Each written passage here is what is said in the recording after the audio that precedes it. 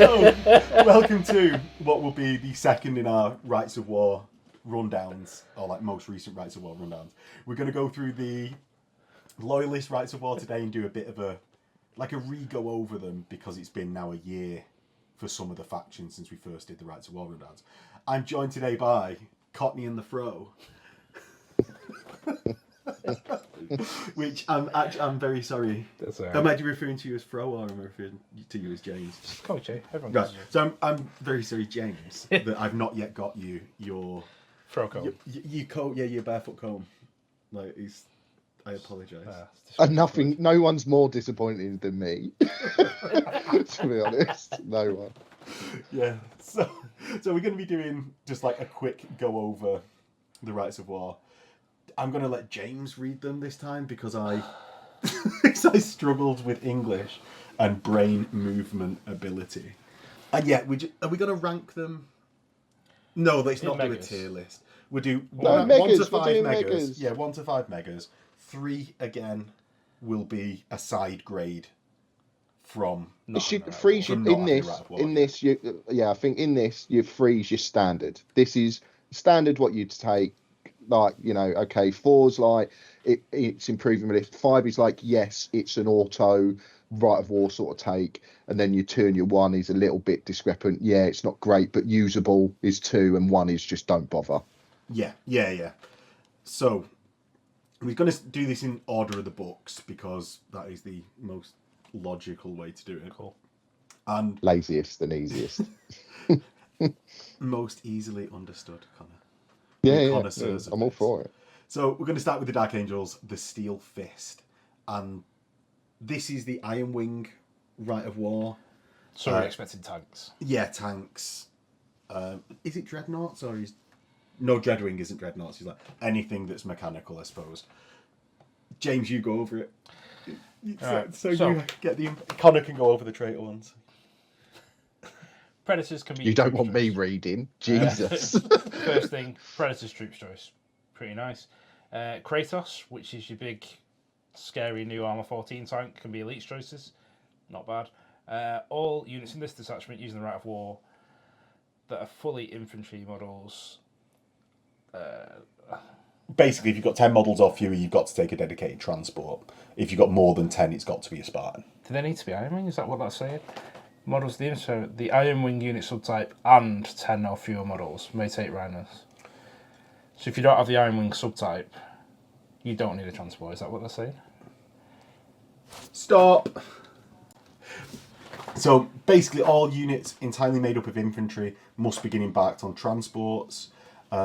This may not be a vehicle with a flyer subtype because that's Raven Wingy. All units selected as troop choices, Legion Predators and Kratos squadrons have got to be Iron Wing. No units may be assigned to Deep Strike, Flanking Assault or Subterranean Assault. And your Warlord has got to be Iron Wing or Lionel Johnson. Because he's like all the wings. Yeah. It falls under what we were talking about last time, like how good is Armoured Spearhead? And like I thought that was a side grade. Like in this you get a bit more control over it, like the Iron Wing benefit is Predators don't score. Yeah. Well, in this. Yeah. No, they don't in either. So that's a massive drawback of either. It's good if you want to take tanks. I'm going to go with this being... I'm going to stick to my guns. I think this is a side grade. I think Kratos as elites is better than Sakaran elites because you can have an AV-15 wall that can take Decurions. So I think it's maybe slightly better, especially with the Iron Wing giving a slight buff based on you selecting Iron Wing to your tanks. So you kind of need to know what the Iron Wing buff does. Okay, which should be reroll ones with heavy weapons against tanks or something like that. Yeah. So the Iron Wing buff is all models with this hexagrammaton type may reroll fail to hit rolls of 1 when targeting a vehicle unit. In addition, you snapshot at BS2 rather than 1. Yeah. So your tanks are arguably better in this than they are in Armoured Spearhead. Yeah, because you've got other than some legions, but he's better than generic, basically no upgrades. Yeah, so if you're Dark Angels and want to take Armored Spearhead, you take this. Yeah, definitely. Yeah, that's exactly how I view it. It's a free in the megas for me. Like you said, it's people who want to take lots of armor, and exactly as you said, it's if you don't take armored spearhead, you take this instead. If you're a Dark Angels player to do that, I think the Kratos thing is good. I quite like Kratos's, to be honest. They're quite cool, and I do think if you can put a few on the board, they're quite horrible.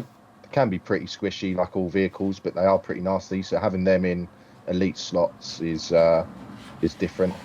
I don't think it makes all the difference, but it's a free for me. Can't remember what I gave Armored Spearhead. DOS. I give this a 3, I guess. Yeah, just a side grade, because it is slightly better than Armoured Spearhead. Just the rerolls. Yeah, the rerolls to hit of 1 is fairly decent. Like snapshot, the snapshots at 5s is not at 2. Sorry. Yeah, ballistic skill 2 is not awful. Do you know what? I'm gonna actually. This is a thing for all of the scoring system. I don't actually massively see things being a 3 as a problem, because I don't think there's loads of Rites of War now that are like 4 and 5s. There are a few. Yeah, but there's not that many. Yeah, so I think a side grade is actually a good place to be. Yeah. I think 3 is like, it's more than takeable. If you want to take it, yeah, fine. It's not going to make your army any worse. That like it's a fine. That is quite usable. That's the way I'm viewing that. So, I'm pretty sure Dom has run this before. Yeah, he has done possibly. in the past, like Heresy 1 normally. This can be an allied detachment as well, can it? Yeah, because he's not got that limitation. And it's only a primary detachment that has to take the Warlord as Iron Wing. So you could actually have, in an allied detachment, you could have a Deathwing Warlord to get +1 to hit with your. I mean, who takes a Paragon Blade? But like, I get what you mean. You could have that. They weirdly don't have to start embarked on a transport because they've not got Iron Wing. Oh no, all infantry have to, don't they? Yeah. So yeah, you can have a bit more play with it. If you've got more play with it, it's better than a generic Armored Spearhead. Yeah. So, yeah, 3s all round. So on to Eschatonic. Oh, right. I have experience with this one. Yeah. Do you know what? I'll sit back, shall I? A few times. So Destroyer Assault Squads, Mortalis Destroyer Squads, and Dreadwing Interemptor Squads may be taken as troops in this Rite of War. All models of the Dreadwing unit subtype in a detachment using this Rite of War automatically pass dangerous terrain tests without any dice being applied. All open terrain on the battlefield outside a player's deployment zone, so that's both players get affected by this, is difficult terrain. You place 2 markers on the board, and within 6 of those markers, it becomes dangerous terrain that you ignore because all of your stuff ignores dangerous terrain. All models with this Rite of War gain +1 to wound in any area or against units that are within dangerous terrain. So your markers create dangerous, those you get +1 to wound within. Downsides, you must have the Dreadwing type on your Warlord. All your troops have to have Dreadwing. Now here's one that I think Games Workshop, or like I say Games Workshop, the Heresy writers just bang on a bit too much with. If there are any enemy units in your in your opposing player's deployment zone that are not pinned or falling back at the end of the game, the opposing player gains D3 victory points. So if they have a Rhino in their deployment zone, your opponent will gain D3 victory points. And you can't take fortifications. There's another downside to this that's not written. Your infantry ignore dangerous terrain. Yeah, not difficult. Yes. So if you kill their transport, their stuff is moving at -2. Yeah. Outside their deployment zone. No, I don't. If they get out of a vehicle, they're at -2 to get out of a vehicle. Yeah. It is quite big. Yes, I think the offset of that is that's going to happen, whereas your opponent doesn't. Like they've not written a list around that, whereas you can have thought. I think this is the only Rite of War where there's maybe even a little bit of thing for taking a Pathfinder console. No. No, because you get a Pathfinder, right? Right, your... that's it. I'm sick of you I've swearing turned on off, this yeah. channel, Turned Max. off already, don't care. No, right, you take a Pathfinder, you put your... what are the Deathwing companions? Which ones are the Terminators with the swords? Inner Circle Inner Knights Circle are all good. Cenobian. Your Cenobian bail out, join that dude, and you ignore the -2 for charging through cover. Like, there are... He's not the greatest, but I think it's the only plausible situation where I can think of using a Pathfinder. I can't name any other situation where a Pathfinder could even be half Stop useful. trying in every video to fit a Pathfinder into a list. Just pack it in. It's been and 2 accept videos. them It's been rubbish. 2 videos.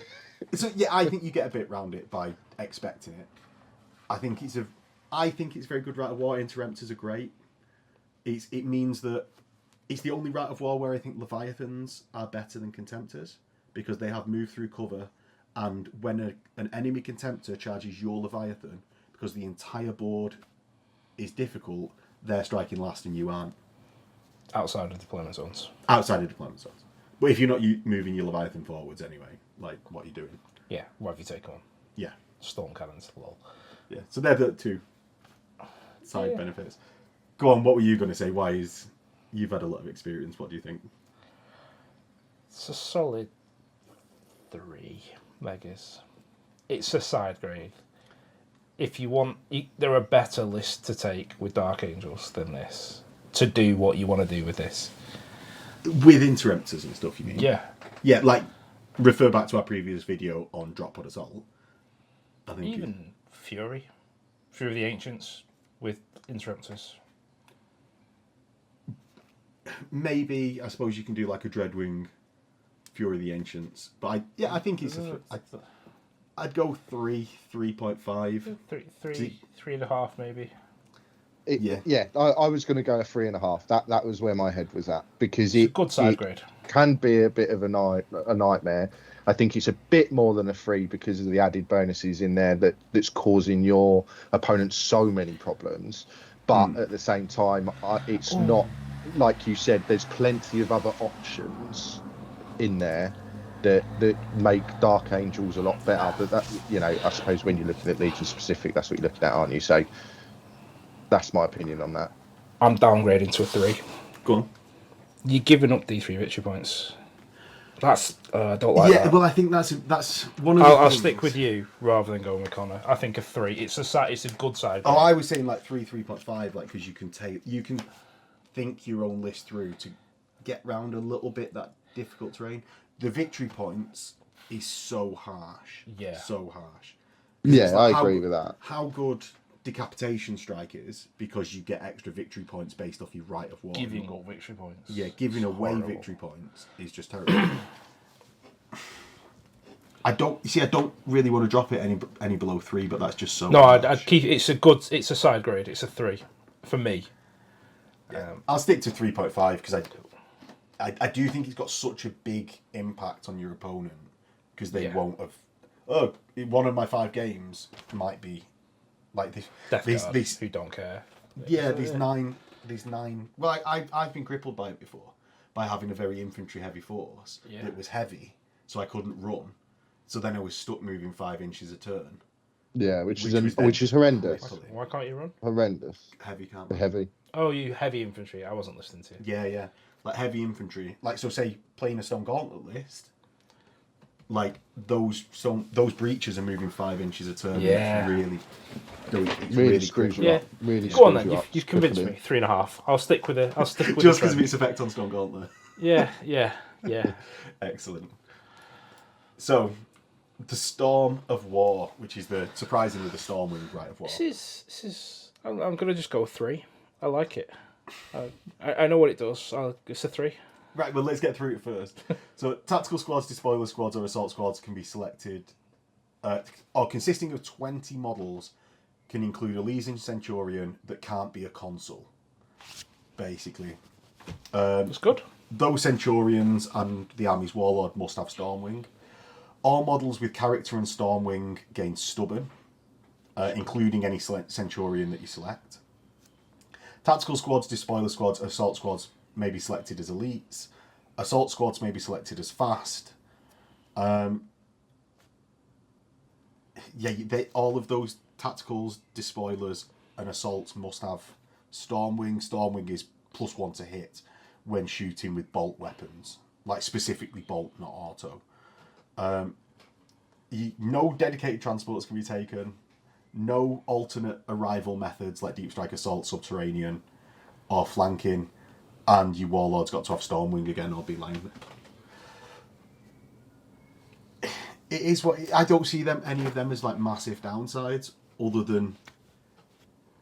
But even your warlord having to take Stormwing can be mitigated by the fact that Dreadwing or Deathwing companions are always Deathwing, regardless of your warlord's hexagrammaton type. Right.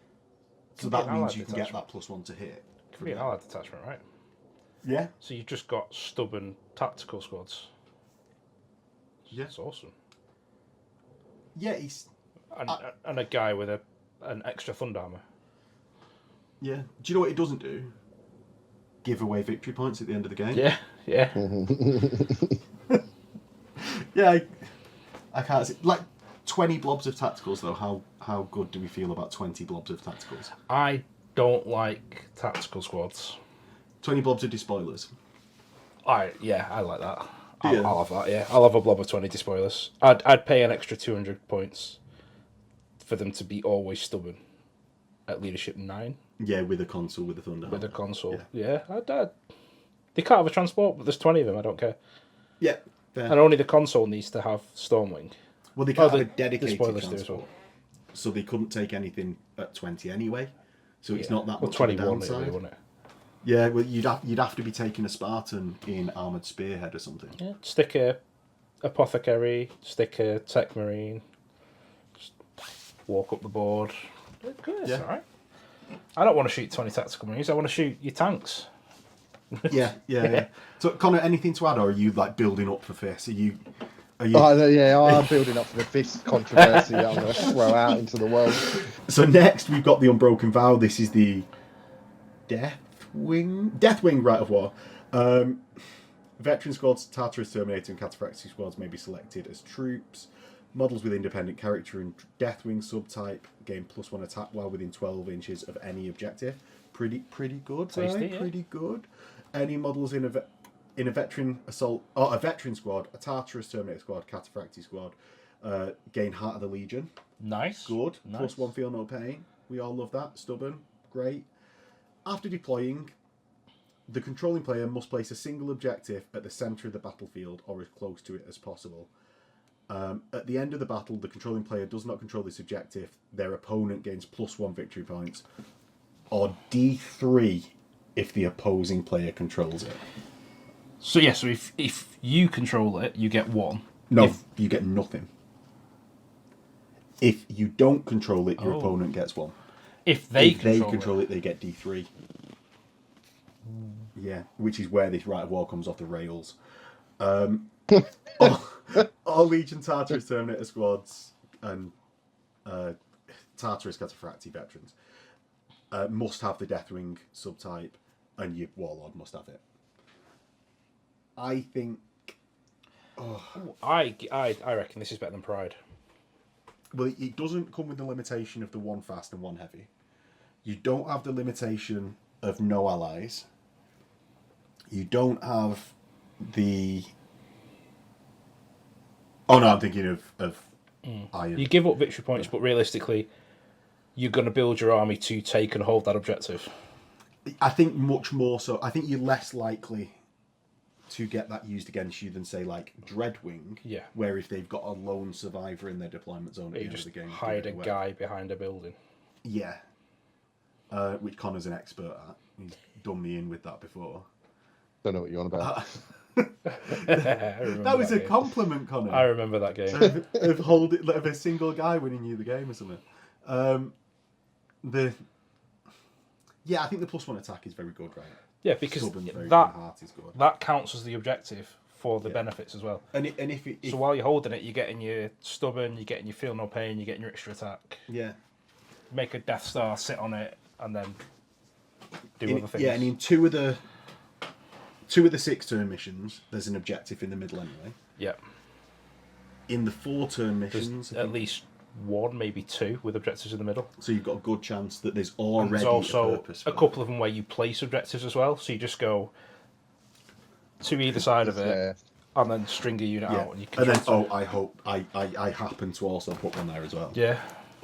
Yeah, so it's not as bad. Like, looking back, because me and Ben slated this last year for that victory points giveaway, but actually with how good like heart on a Terminator squad can be and building into it, I think actually we gave last year a bad rap to all of the Dark Angels ones and shouldn't have. Which is exactly why we're doing this list that's now. It, isn't it? That's it. Yeah. It's when you form your opinion after like sort of like 5 minutes the first time. Yeah, Now it's at most. Because I think this was one of the first ones that we did as well. That was the Dark Angels rundown. So yeah. Back when you were doing them in order. Yeah, solid 3 Joe Hal's. 3 Joe Hal's. We use a unit of Joe Hads as measurement as another game. Right. Okay. So solid 3 megas. Yeah, 3 megas. 3 because there is that chance of the VPs. Without that, I think this is really, really good. But yeah, 3 limited to. So then the Seeker's Arrow. This is the Raven Wing Rat of War. This is the Fire Wing Rat of War, is it? Oh, this is the Fire Wing. I thought that was Serpent Bane. Oh yeah, sorry. Yeah. I'm getting the two mixed up. I'm reading the other one. So you've got the I'm reading Japanese. I'm reading right to left. Well, You're reading like a normal person. but I'm also reading top down. Like, so it's. How about you just learn how to read and then we can move on? Right, so Skyhunter squadrons, Outrider squadrons may be selected as troops. Independent characters with the character unit type gain Rampage 2. All units made up entirely of cavalry gain Outflank, and Raven Wing units of gain Outflank. A detachment using this Rat of War may include models with the may not include vehicles with the They have to without be fast the skimmer fast or flyer. skimmer or flyer. Yeah, there we go. May include only a single heavy support choice. All troops and fast must have Raven Wing, and you warlord has to have Raven Wing. Raven Wing gives you +1 to the distance moved when the unit runs. Cavalry unit types may also reroll Shrouded. Which they get when they run. Jet bikes. Yeah, jet bikes. And also vehicles may add +2 when moving at cruising speed. This is a combat Rite of War. Because you're going to be running, not shooting.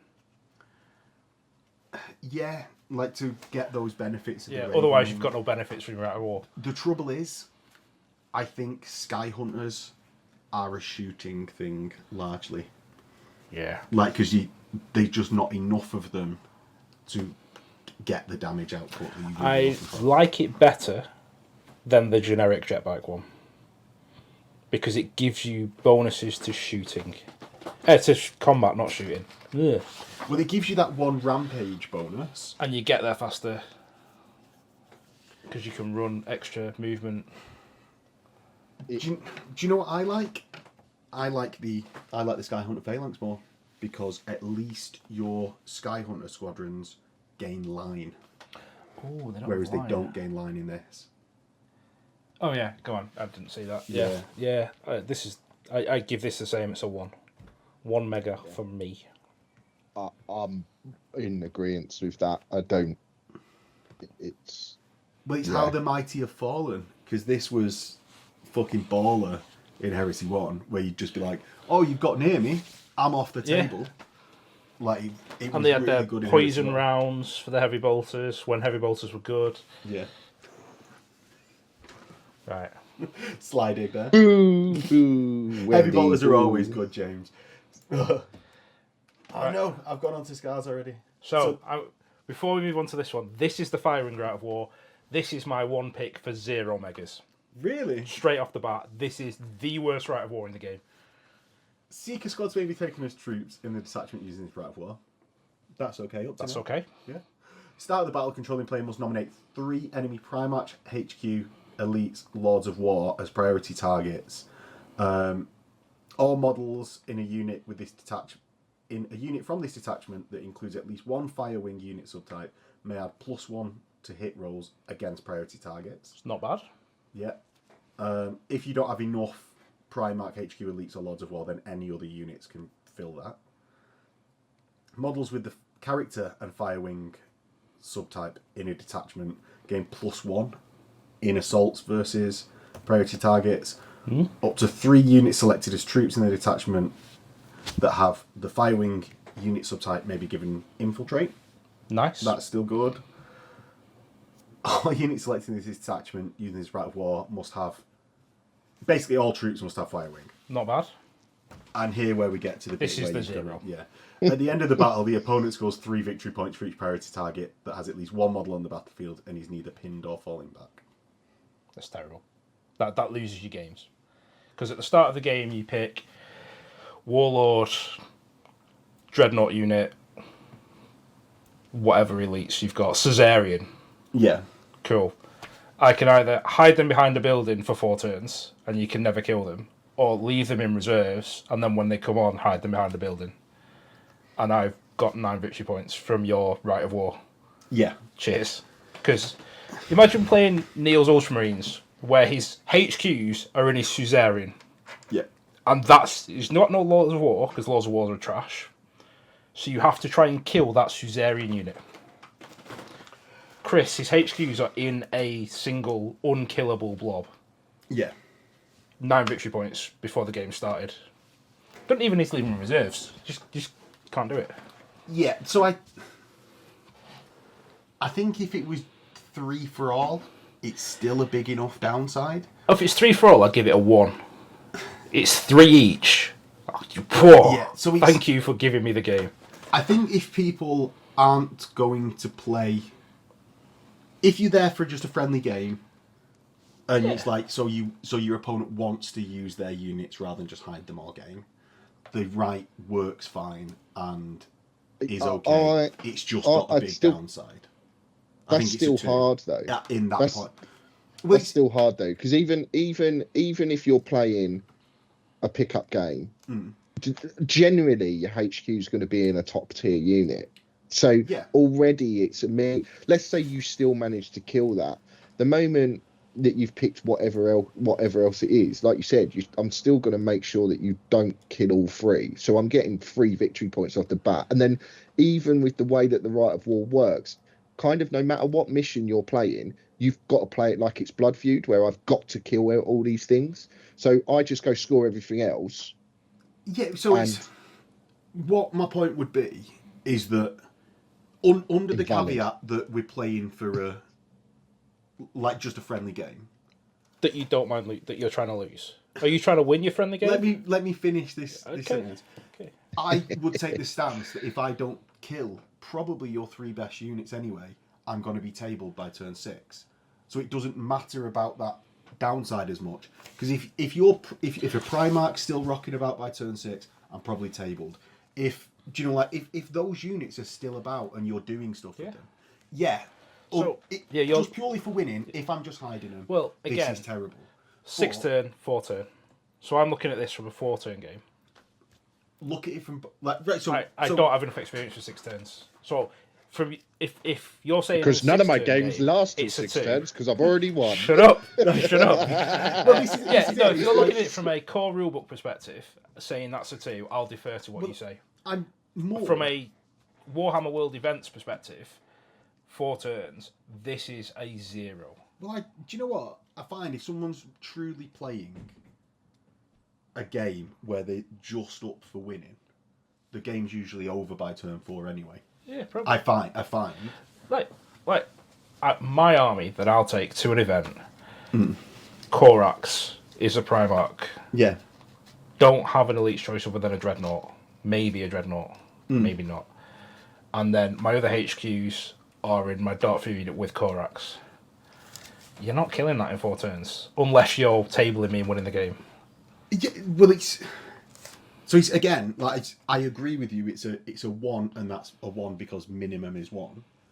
If we're just playing, but I think in a pickup game where there's this sort of social contract that people go on about, What is that?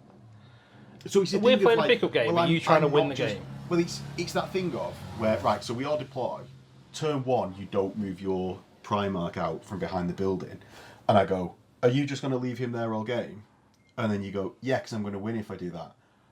Well, okay, There's no cheers, point cheers playing for the game. coming, let's Yeah, go. yeah. And I'm, do you know, like, and I'm happy to do both. I've done that before. Yeah, just yeah. like, right, well, we'll just. But stop if you're playing. paying 70 quid for an event, Melos, paying 70 quid, it's a narrative event.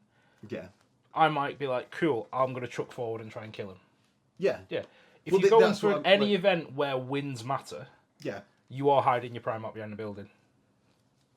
If you are going for that like top win spot, and you are even at Hang on, Warhammer World I'll stop events, you. I'll which are stop you very because tournament. it's not even about hiding one unit. You've got to kill all 3.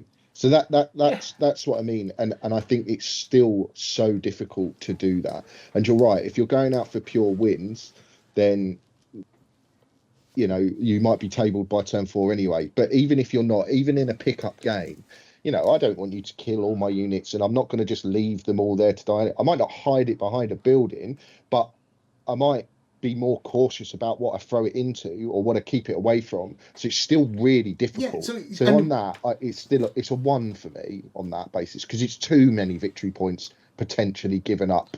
No, I agree, and I have agreed on the like if we're just going to win. Like I agree with you fully. It's just as a like pickup game, we're here to have fun.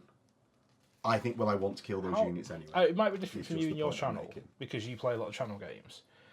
But I have never gone to any of the 3 local clubs and had a pickup game, and my opponent has done bad decisions because it would be narratively the right thing to do. I do it when I play Tyranids. I'll run away from an objective to a Marine unit to try and eat it because that's what Nids would do. But I'm going to lose the game for that, and I'm just going to have a laugh. But no one in Heresy plays like that. No one I've come across plays like that. One thing I will say, though, is, like, your main opponents are Pete. No. A lot of people I play are James, who's come on your channel. Matt Preston, back at the thing. Like, people who have picked up this game and gone, I like that unit, I'll use that. They still wouldn't throw their stuff out to die.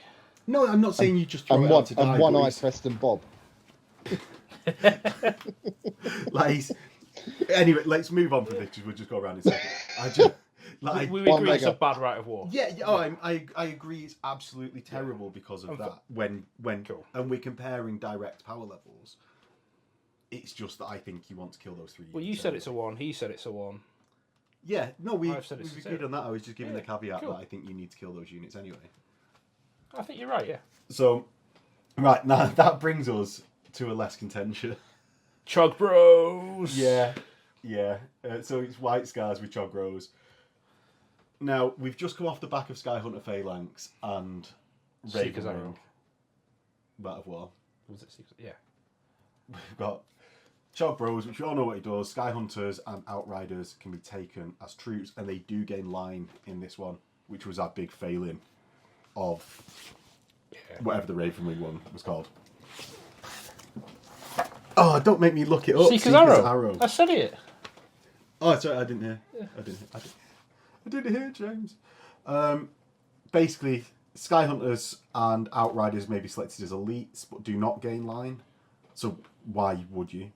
All models with the infantry unit type. What if you're playing a narrative fun game, Max? As we were just discussing, then you might do. Don't chew him out. Don't chew him out. Let him finish reading it. I'll be here forever. Sorry, guys. Sorry. In a detachment unit random, basically all infantry gain outflank. Any model made up entirely of infantry in a detachment that does not begin play embarked on a model with the transport unit type, or any model with the vehicle unit type without transport or fast must begin playing reserves. If it doesn't allow any reserves, you can deploy it, but I don't know of any missions that don't allow reserves that are standard missions. Like, there's probably like an Apex mission that doesn't allow them, but may not include any heavy supports or fortification choices unless those are entirely composed of flyers. What do we think? Now I just Do you want me like to go bear in first? mind- Yeah, you can give your opinion first. When we did our completely correct This is what I was 30k gonna say. tier list, This is what I was going to say. this is the one I gave to White Scars to put them top tier. This is what James, put White people Scars. hated that. I know, yeah, and I'm coming back to you haters out there on the internet.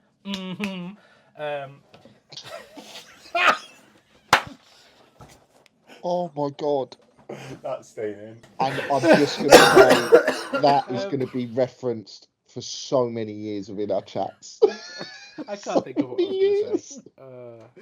And if you want in on those chats, join the Barefoot Miniatures Patreon. Oh my god. It's good if you like jet bikes. Jesus, I James. don't think it's as good as I initially made out, because I was saying against my Raven, Yeah. it makes it harder to beat. Yeah. They're faster than me, I don't like it. In a standard normal game, it's alright, it's not amazing. Because jet bikes are alright, they're not amazing.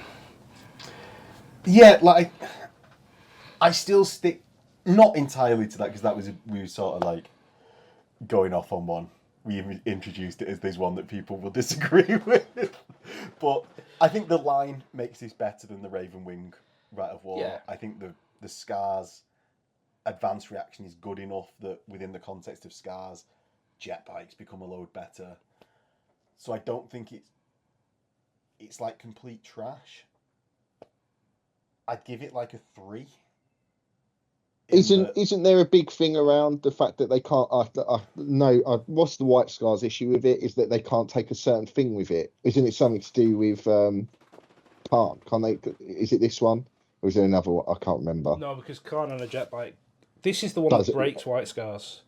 Because Khan on a jet bike gains the cavalry type and then gets feel no pain from a Primus Medicae.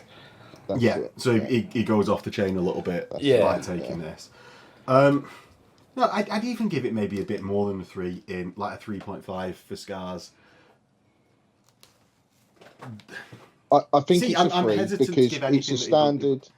Go on. I think it's a 3 because I think it's a standard. White Scars quite take it happily, but in comparison to potentially other legions and how their Rite of Wars work with their units and their stuff, it's not game breaking or the be all and end all. And I think that is a really good thing to sort of remember when looking at all of these as well, is that sometimes it's not just the Rite of War that makes it good, it's the specific units within legions that make a big difference in the dedicated ones as well. Well, on that sort of note, one thing I will say is, against certain armies, in the vein of when we put them so high, White Scars are fast enough with this right and with their advanced reaction that they can just mean that you are rolling dice at your opponent and your opponent is doing nothing all the game. Nothing. Unless they're shooting. Yeah, unless they like. Yeah. Like Imperial Fists will never get in combat with the army. Well, exactly. And then they're shooting their bolters at, yes, the assault cannons and stuff, but against like Stone Gauntlet, where everyone thinks, oh, there's these Stone Gauntlet squads that they're very hard to kill. Don't go into that. We're going to go into that later. I'm going to tear that apart. This is something that, against those specific Phalanx Warder squads, your Phalanx Warder squads don't matter as much because you ain't catching these. So, yeah, but on the flip side to that is I'm hesitant to give anything over a 3 that doesn't let you take a Las Cannon Heavy Support Squad. Yeah. I mean, you can take them on the fancy speeders they've got. Yeah, the Kazagan. I'd 3.5. Yeah. I don't think it's as game breaking as I did originally. No. Yeah, it's just approach, like how you sort of view stuff. I still as you approach don't want to play it as Ravens because it's harder to play against. Yeah. But no one plays White Scars anyway. So the Magyar Mazan. So this is the shamed Rite of War where they've got to make it up to the Khan for wanting to side with Horus. Ebon Keshig cohorts may be taken as troops in this Rite of War. All units composed entirely of models with infantry must be given both the Karash and Feel No Pain 5+ special rules. All models with the Legion Astartes White Scars in a detachment using this Rite of War and Karash gain Fearless. So that's basically all infantry units gain Fearless, as well as for when they in an assault phase when they make a successful charge, specifically. May not choose to place any units into reserve, and so therefore you can't use alternate deployment methods. May not include any heavy supports that are not entirely composed of infantry, and you can't take any fortifications. So you can take las cannon squads in this. I'm confused. So the second effect, all units composed entirely models the infantry rule, must be given the Karash and Feel No Pain special rules. Yes. Can I just give them Feel No Pain? It didn't say they gain it. They say I must give it them. How do I give it them? Do I have to give them apothecaries? A very good point, James. A very good point. I guess it. I interpret it meaning they gain it, but that's not what it says. Unless Karash gives it them. So how do you give them Karash? But they must be given Karash. But how do you give them Karash? So Karash is the enemy player may never score victory points for the destruction of the unit with this special rule, regardless of scenario being played. In addition, a model with this special rule may not join any unit that is not entirely composed of models that also have the Karash special rule. Nor may a model that does not have the Karash special rule join a unit that includes models with this. Basically, it's so like... Can we say, for the purpose of this, we're saying that infantry gain it? I think we have to say that, because it doesn't work otherwise. 4. Yeah. Maybe 4.5. Because they don't gain victory points for anything with the Karash. Yeah. So you ain't getting Slay the Warlord. Mm-hmm. You're not getting any points if you're playing Blood Feud and select infantry. Yeah. Like, there was a chap who took it to a Warhammer World. I can't remember his name, apologies. And he was just winning games left, right and centre because your opponent couldn't score victory points. Yeah. You don't get First Blood if you kill an infantry unit. It's amazing. So it's the opposite of the Dark Angels. It's stopping your opponent getting victory points. That's awesome. Yeah. So other than if you want to take heavy supports that are non-infantry units, you could take this. You don't lose line or anything. No. All you do is gain the bonus of 5 up Feel No Pain and Karash. So that's giving my last cannon squad to 5+ Feel No Pain. Yeah. And when I target them, I don't get victory points. So this falls into the category of, like, for me, and this is a big one for me, because, like, with my experience with Iron Warriors, I tend to take Rites of War that I, like, write the list and then go, oh, I've not taken a Rite of War. I'll just take this because it still applies. This has massive benefits on a list that you would just write normally. Yeah. So long as you're taking those infantry. So it's like more the Terran members of the Scars that still use infantry and stuff like that. I'd give this 4.5 megas. I think this is just really good. Yes. Yeah. I think the one downside to it is Ebb and Keshig, which are like the fluffy things to take. I don't think they're that great. Yeah, but you don't have to take No. them. But what I mean think is, you're like, right, yeah. I think there's a bit of a They're disconnect not that between like what you want to take and what will make this right good. And it won't feel a very Scars army with what you'll be taking to make it really good. Yeah. But I think it has the option of being... Well, it depends, isn't it? Isn't this whole meant to be the people making it up to Khan and all that? So it's going to be all your outcasts and whatever. So that fits into that, I suppose, isn't it? It's not going to be the people, the good units and all but that Scars stuff. But Scars is only jetbikes, Connor. They've got one option, it's just jetbikes. Yeah, that's true. That's true. I'd even argue that this is so much better than Trog Bros that this pushes Scars into the best tier. Still correct. Still correct. Yeah, potentially. Like 6-turn missions, there's 2 of them that have direct kill points. Is there any in the 4-turn missions?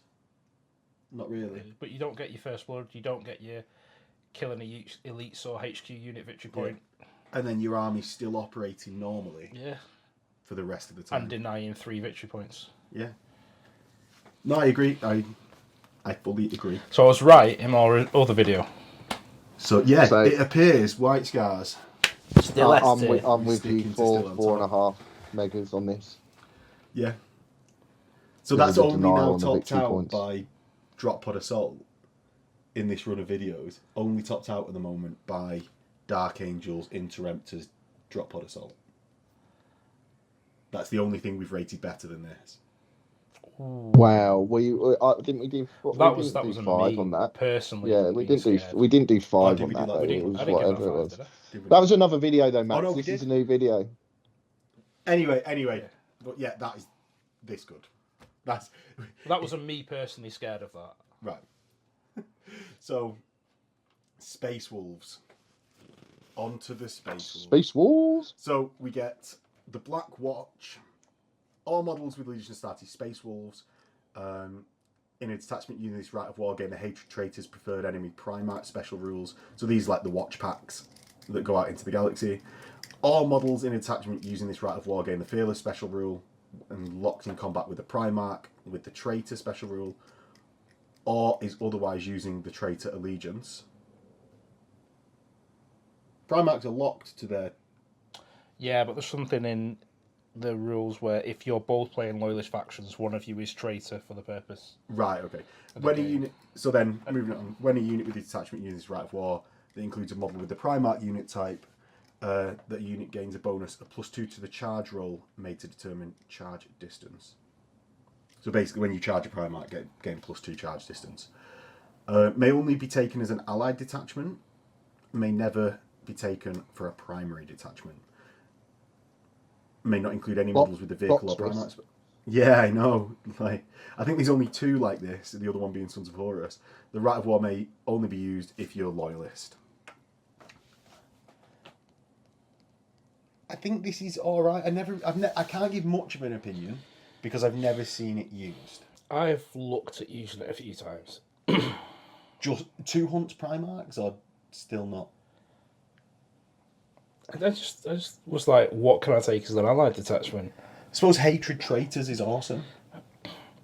Yeah, but it's only in events where you're playing a Loyalist faction. Like, half the time, in pickup games, this doesn't do anything. Because you're playing Loyalist against Loyalist. Only half the time? I thought everyone played Loyalist now. Yeah, on the basis of how many legions there are. Right. Doesn't work against Custodes, because they don't have Primarch. Doesn't work against Mechanicum. Doesn't work against Knights. Yeah. True. Like, there's a lot of stuff that just doesn't work against. Solar, Militia, Demons. Well, you would gain Hatred Traitors versus them. And you were forced to be Loyalist, so I suppose there's an argument that you have to be the Loyalist version of that. So Hatred Traitors is good, but should we just move on? Like, sort of gloss it a bit, because It's not. we've not got enough experience with it. It can't be a primary detachment. It's just not amazing. It's really fluffy. Yeah. That's about it. Yeah. We're not even giving it a mega score. We're just going to move on. Yeah. Agreed. Right. So on to the next Space Wolf Rite of War, which is the Bloody Claw. The Pale Hunters first. So that's Grey Slayers, Grey Stalkers gain hit and run. May choose to move a number of inches up to the distance rolled rather than having to move the full for hit and run. So long as they remain at least 1 inch away from the enemy unit at the end of the move.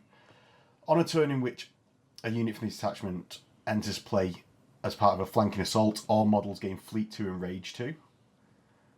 Up to 3 units made up of infantry or cavalry that are Space Wolves gain outflank. You can only include a single heavy support choice, and at least 1 unit has to be part of that flanking assault.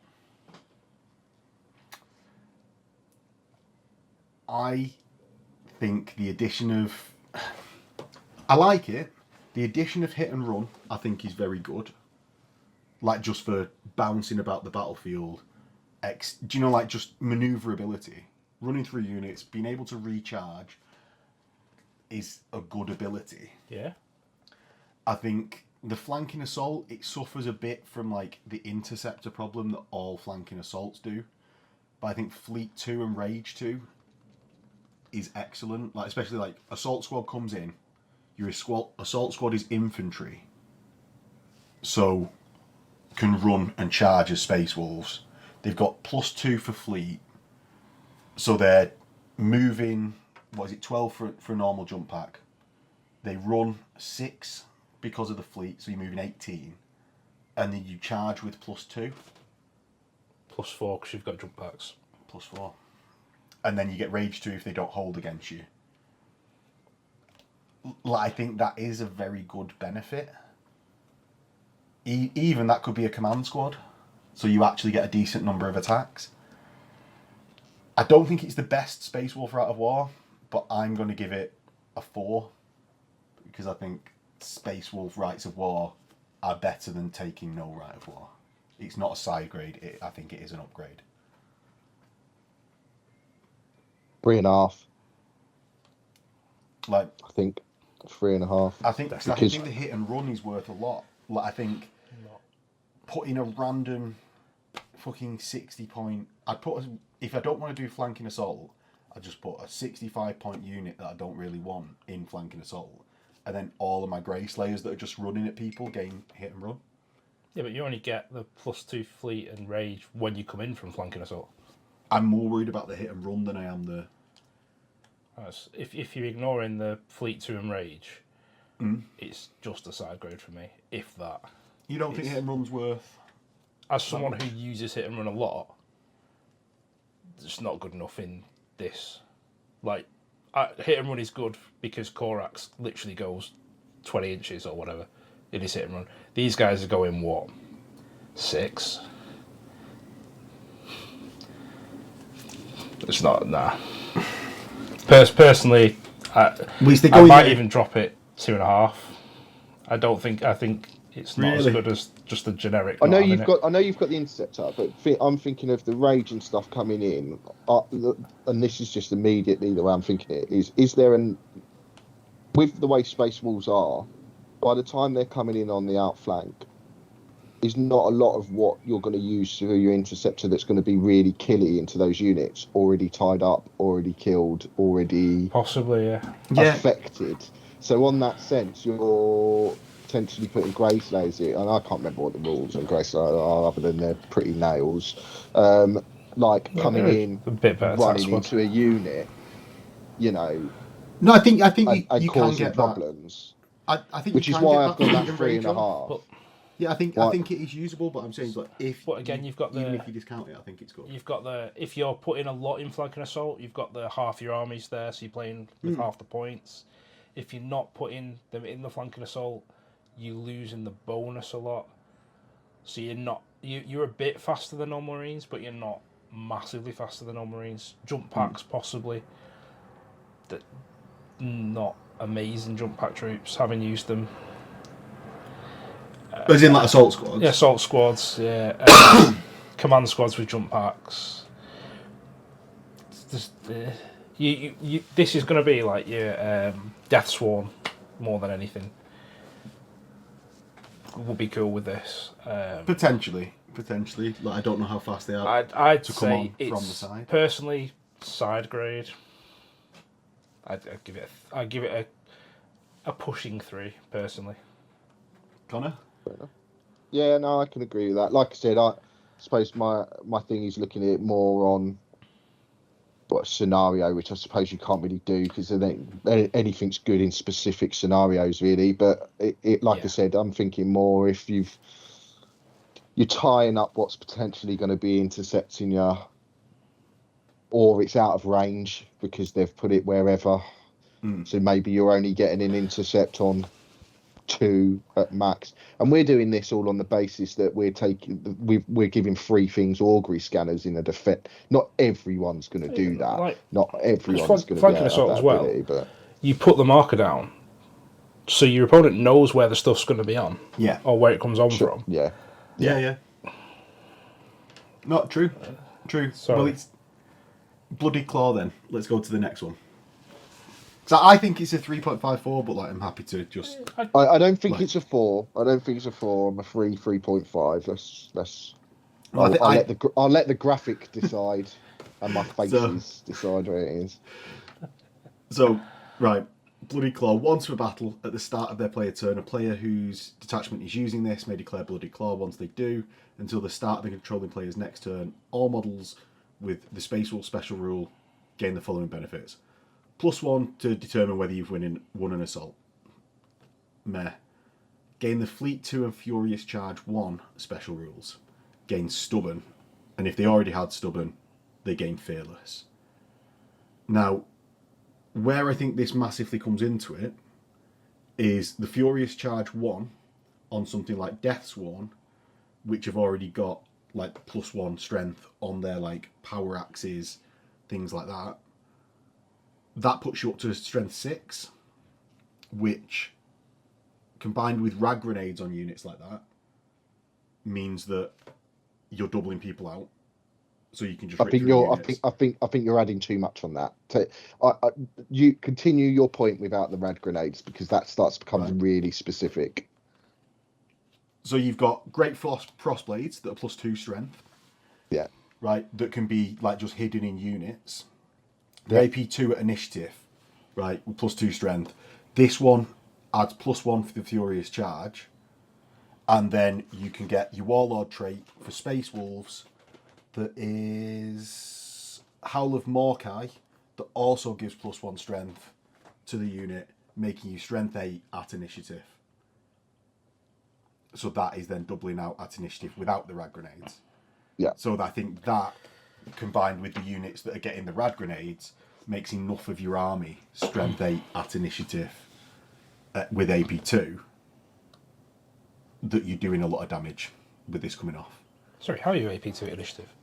Great Frost Blades are AP2 at initiative. It's Reaping Blow 1. So Great Frost Blade, +2 strength, AP2, Reaping Blow 1. So there's not a lot that can take Great Frost Blades though, is there? So you can take it on your characters. Yeah, it's like your characters and stuff. I'm not saying like every dude in your army, but when you bury multiple of those across your army, I think it stacks up enough. I mean, there's not enough downsides for this to be anything less than a 3. Yeah. There's just upsides from it. There's no downsides. Yeah, but I just think there's enough people's special units, combined with the fact that you're running and charging as Space Wolves, you've got all your extra Space Wolf benefits that's already a very good Legion, and I think this stacks into what they've already got to tip it over. Like, it tips your Great Frost Blades into the doubling out range versus not, which I think is a really vital benefit. A couple of the guys in the Grey Slayer squad, not the entire unit. Yeah. I still think you're overlooking the +1 to your combat res as well. Yeah, all right. Yeah, that's good. Stuff doesn't affect it, but that's just an additional thing. Where most people are taking Vexellas and stuff, you're effectively could be tipping the edge on that thing. So I think that's also very good. I know that's it sounds a little bit meh, but most people take a Vex, and so they always generally cancel each other out. And I think it's just that. It's that additional thing, isn't it? It's an additional one to potentially a leadership role or whatever. So I do think, I'm not saying it's the be all and end all, but yeah, it's a good benefit that's thrown in there. The only downside, if you can see it as a downside, is it's once per battle. At the start of your player turn. Yeah, so you need to use it right. It's by no means, it can't be worse than not having a Rite of War. It's just upside. Granted. Yeah. It's like an advanced reaction, isn't it? Yeah, it is. Yeah. That's the way of looking at it. Yeah. So I think it's a 3.5. There is in fact a downside in that you, on the turn that you declare Bloody Claw and get all these benefits to charge it, you've got to make charges. If you're in range. Yeah. In the assault phase. Yeah. Which you completely control. Yeah. Other than like one movement reaction. Yeah. I'm not saying it's an actual downside. I'm saying it's a limitation in there that I don't really think is 3.5. If it wasn't once per battle, easy 4 for me. So which one do you think is better than Pale Hunters or Bloody Claw? I think Bloody this Claw is better than Pale Hunters. Yeah, I do. Right. Well, I will move Pale. I don't think this is like above a 4. So I think I'll move Pale Hunters down to a 3.5, and I think this is. I never gave Pale Hunters a 4. No, I'm just saying like for what I said. Like that wasn't even a contradiction. Though. I never said you did. So, yeah, cool. I would give it a 4. So here we go, Connor. Are we back in an hour? Yeah, back in an hour. Yeah. Yeah. I think basically. What do you want to do first? What do you want to do first? What do you Do you want mean? to? Well, do you want to do? Because I know what order it runs in, but do you want to do the Right, go on, two let's that are go. not really used, and then the one that's used, or do you want to use the one that's used and then Yeah, see let's what's not build really up to used? it. Let's build up to it. Hammer Force. Go on then. Strike Force. You pick. Go on then. Go. Yeah. No, read, you read. tell us what it does, and then you tell us it. Who cares what it does? No one reads it. No one uses it. Go on. You read. You read. I've not got the screen up. That's why. Phalanx So you Warders read. may be taken as troop choices in a detachment with this Rite of War. All models in a unit composed entirely of infantry and Imperial Fists gain deep strike for plus 30 points a unit. So you save 5 on taking a drop pod, and I suppose you can have bigger units than a drop pod. All models composed entirely of infantry, upgraded to have the deep strike special rule in a detachment with this Rite of War, gain shrouded 5+ when you're deployed to the battlefield as part of deep strike assault, until the beginning of the controlling player's next turn. Sorry, not the end. Models with vehicle unit type must begin the battle in reserves and not assigned to an alternate method of deployment. May not take fortifications. It's a 1. It's just a straight up 1. So you don't come in first turn. So just based on what we've already been discussing, you're splitting your army up. But then to be able to try and survive the first turn is also very limited at the same time, because you can't take vehicles or anything along those lines. So you can't do anything in that sense. In addition to that, you can't bring anything to manipulate your reserve rolls, really, because you can't have your vehicles starting on the board. And then, so you can't have anything that's going to manipulate your things in that side of things. Yeah, you can take HQs and stuff, but then you're potentially just got a HQ, because was it Master Signals that does that? I can't remember. It's one of the consoles. But then you've basically got him by itself.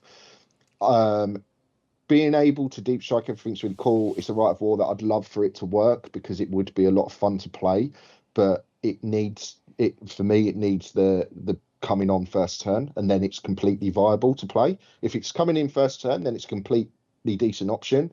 It's also really frustrating because from a ZM point of view, it's very fisty and fluffy. It'd be awesome, in ZM slamming everything down in like a deep strike is very much boarding action, but it's just not viable. And I think speaking to any Fist player, they do it as a giggle when they really don't care, and then outside of that, it doesn't even get looked at. I've tried to make it work in 1.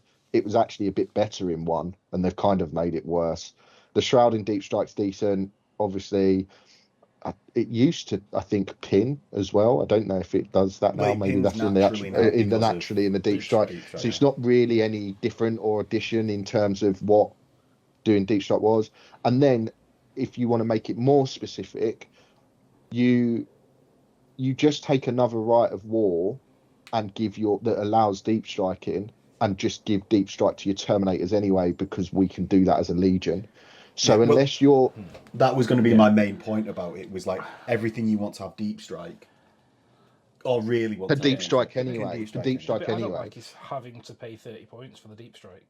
Like, when it's a Rite of War. It's also actually cheaper to just deep strike Terminators in, because I think it's 20 points.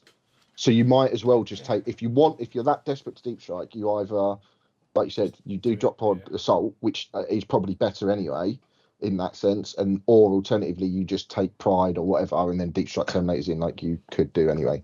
So because then you haven't got those other limitations. But yeah, so for me it's just a straight up 1. In the context of Fist, I think it's definitely a 1. Like, in that your Terminators can already have 2, because you can give it to any unit. You mean? Yeah. Or just for that reason, just because of how we've been grading everything else. Well, is it? Well, I don't know. Your Phalanx Warders don't gain line, do they? No. Yeah, go on 1. Yeah, 1. It's a 1. Yeah, it's a 1. Sorry, I thought they had line. No. No. It's just they can be taken as troops, which, to be honest with you, makes no odds, because no one uses their fast anyway, which is what which Phalanx Warders. Are you thinking do Warders have line anyway? No, they don't. Yeah. Every time I've played Warders, they've had line. So Yeah. But they don't actually. Yeah, so I thought they had Let's line. say. Sorry. Templar Assault, Connor. Okay, so Templar Assault. It's also a 1. Is it So that with much Templar worse? Assault, units of Templar Brethren may be taken as troop choices in a detachment using this right of war. All models in a Templar Brethren unit taken as part of detachment using this right of war gain the Heart of the Legion, which is good.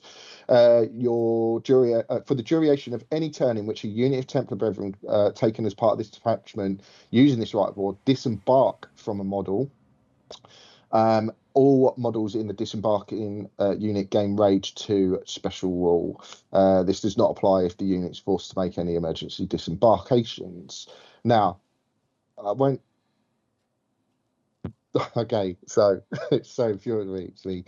When they first brought this out, loved the idea of it because I love Templars. I think they're really cool. Nothing about the right of war really lines up or works. The Rage is really good, but it's only if I disembark from a model. If you shoot me out of it, I don't get it. It's also only for that turn, and it's kind of like what you were saying about the Space Wolf thing, which is you only get it for one turn throughout the game. But what makes it worse is I don't even really get to dictate when that is, because if you destroy my vehicles, I can't do anything about it. Now, in addition to that, Templars, I believe, can only take a Rhino or Proteus, I believe, or like a Land Raider as their dedicated transports. So you're either using your heavy slots up to put them in something that's harder to kill, such as Spartans, or you're putting them in a Rhino, which means they can't charge out of it, so they lose it anyway, or you're putting them in Proteus, which makes it a lot more expensive to sort of do, and they're not the cheapest anyway. Then finally, if you want them as troop choices, if you're desperate to make Templars as troop choices, just take Sigismund, and he does that anyhow. He makes them troop choices. Does he make so them the only troops in line? Because with it, no, like with this right of war, they gain he line. doesn't make them troops in line, but and so yeah, you can argue that the Templars is line, but realistically, it's not a big enough swing, because the right of war then is just making a unit line. That's all it really is. So you'll get two extra line units, wouldn't you? Because you can both your troops have to be Templars. Yeah. Well, you don't have to take tactical squads. Then I think you should take take one to be useful anyway, or whatever. Just I like the thing of taking add line unit that I'm not expecting anything else out of. I don't care what we decide that is, but I like a line unit that I can leave at the back. I just never expect anything but being line from. I generally think that it's like a 1.5 because it's cool. I've seen a few people run it and it's cool to look at. And I do think it's a right of war that's easily fixed. All they need to do is remove the Rage 2 and just give Templars a flat Rage 1. That's it. So, and all of a sudden it's a usable right of war. It's looking at this from I'm not a fist player. Mm-hmm. This doesn't seem that bad. It's all benefits. Yeah. Really. There's not a lot of downsides to it. Just because other stuff in your Legion is hugely better than this, so you'd never take No. it. I agree as with a that. right of war. I'd say it was a side grade. Yeah. So right, so just to give you a baseline, I think it's almost 1,000 points, if not more. I'd have to look. So I know that's real me spitballing for 10 Templars and a Land Raider. Yeah, so it's 150 for 5, another 125 for another 5, so that's 275. Yeah. A Land Raider's 180, but you start off with a Power Sword Artificer armor.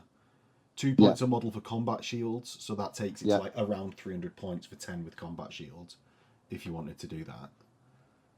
So I get out my Land Raider and you shoot me with a las cannon squad, they die. Yeah, but you can claim this on with every unit squad. that gets. No, I know you can claim it on every unit. Yeah. I know you can claim it on every unit, but what I'm saying is like, you're kind of only getting.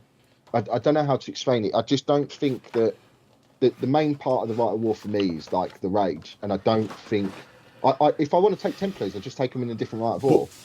But I think you're overlooking Line and Heart of the Legion on there, because Heart of the Legion on these, like they're 25 points a model with Artificer armor, 2 wounds, a power sword, They're hard to weapon skill shift. 5.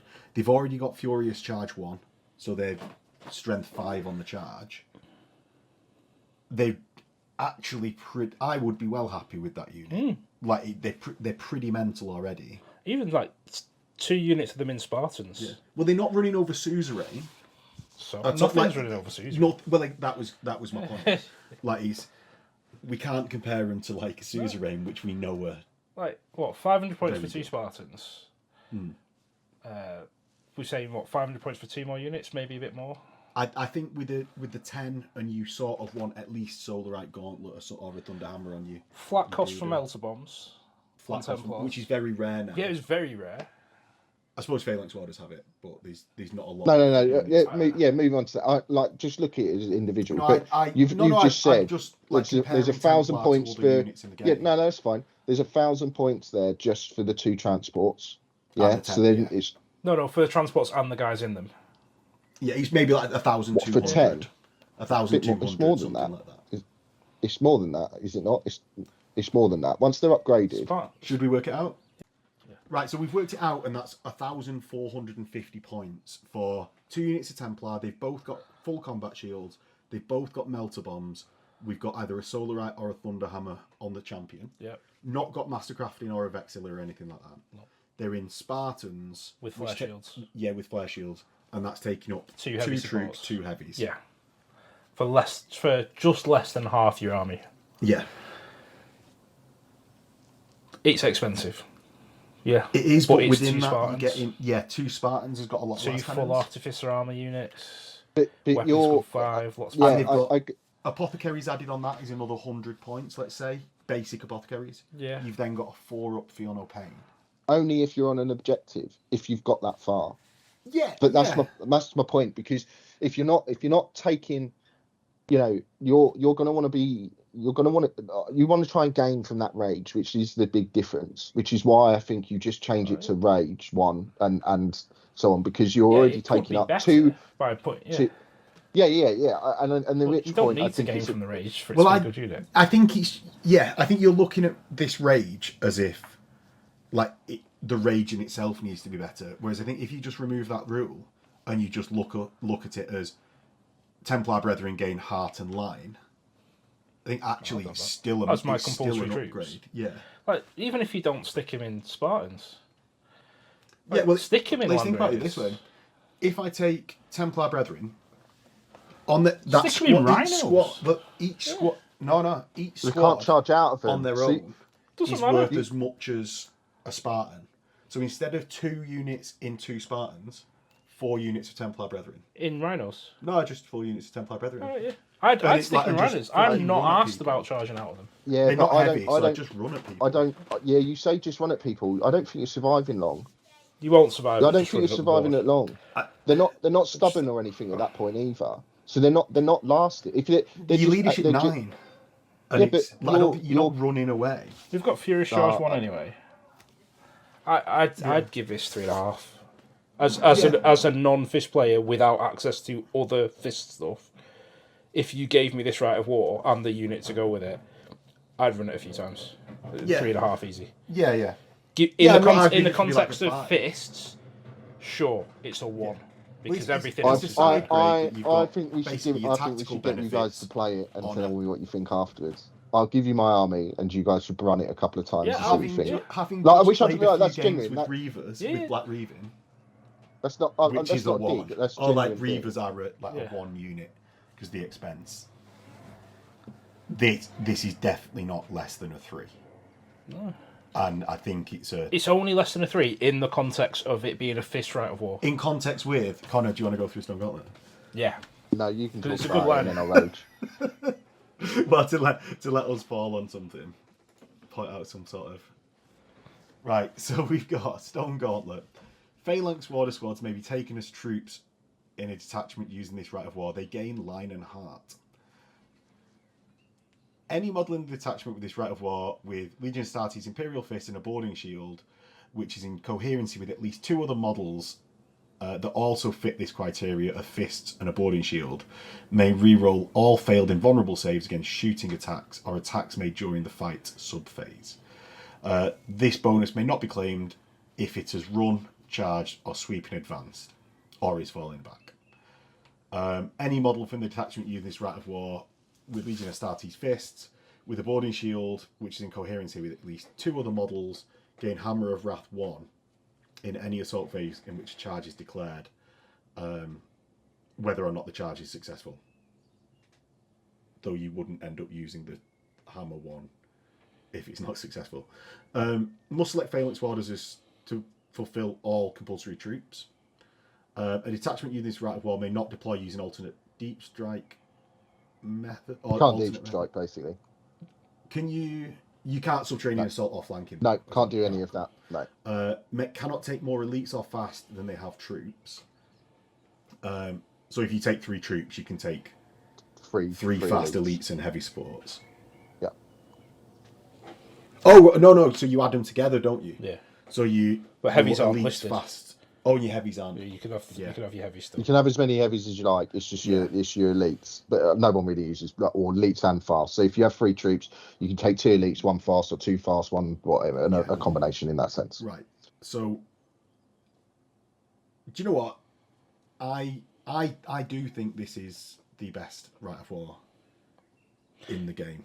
Because right. Oh no! It's on a level with the extra victory points Rites of War, I would say. Because I think a 3-up save Praetor who's holding a boarding shield. All right, I'm gonna Praetor, which is re-rolling saves because he's in a Phalanx Warder squad. The Phalanx Warder squad has Heart of the Legion. I do think that is.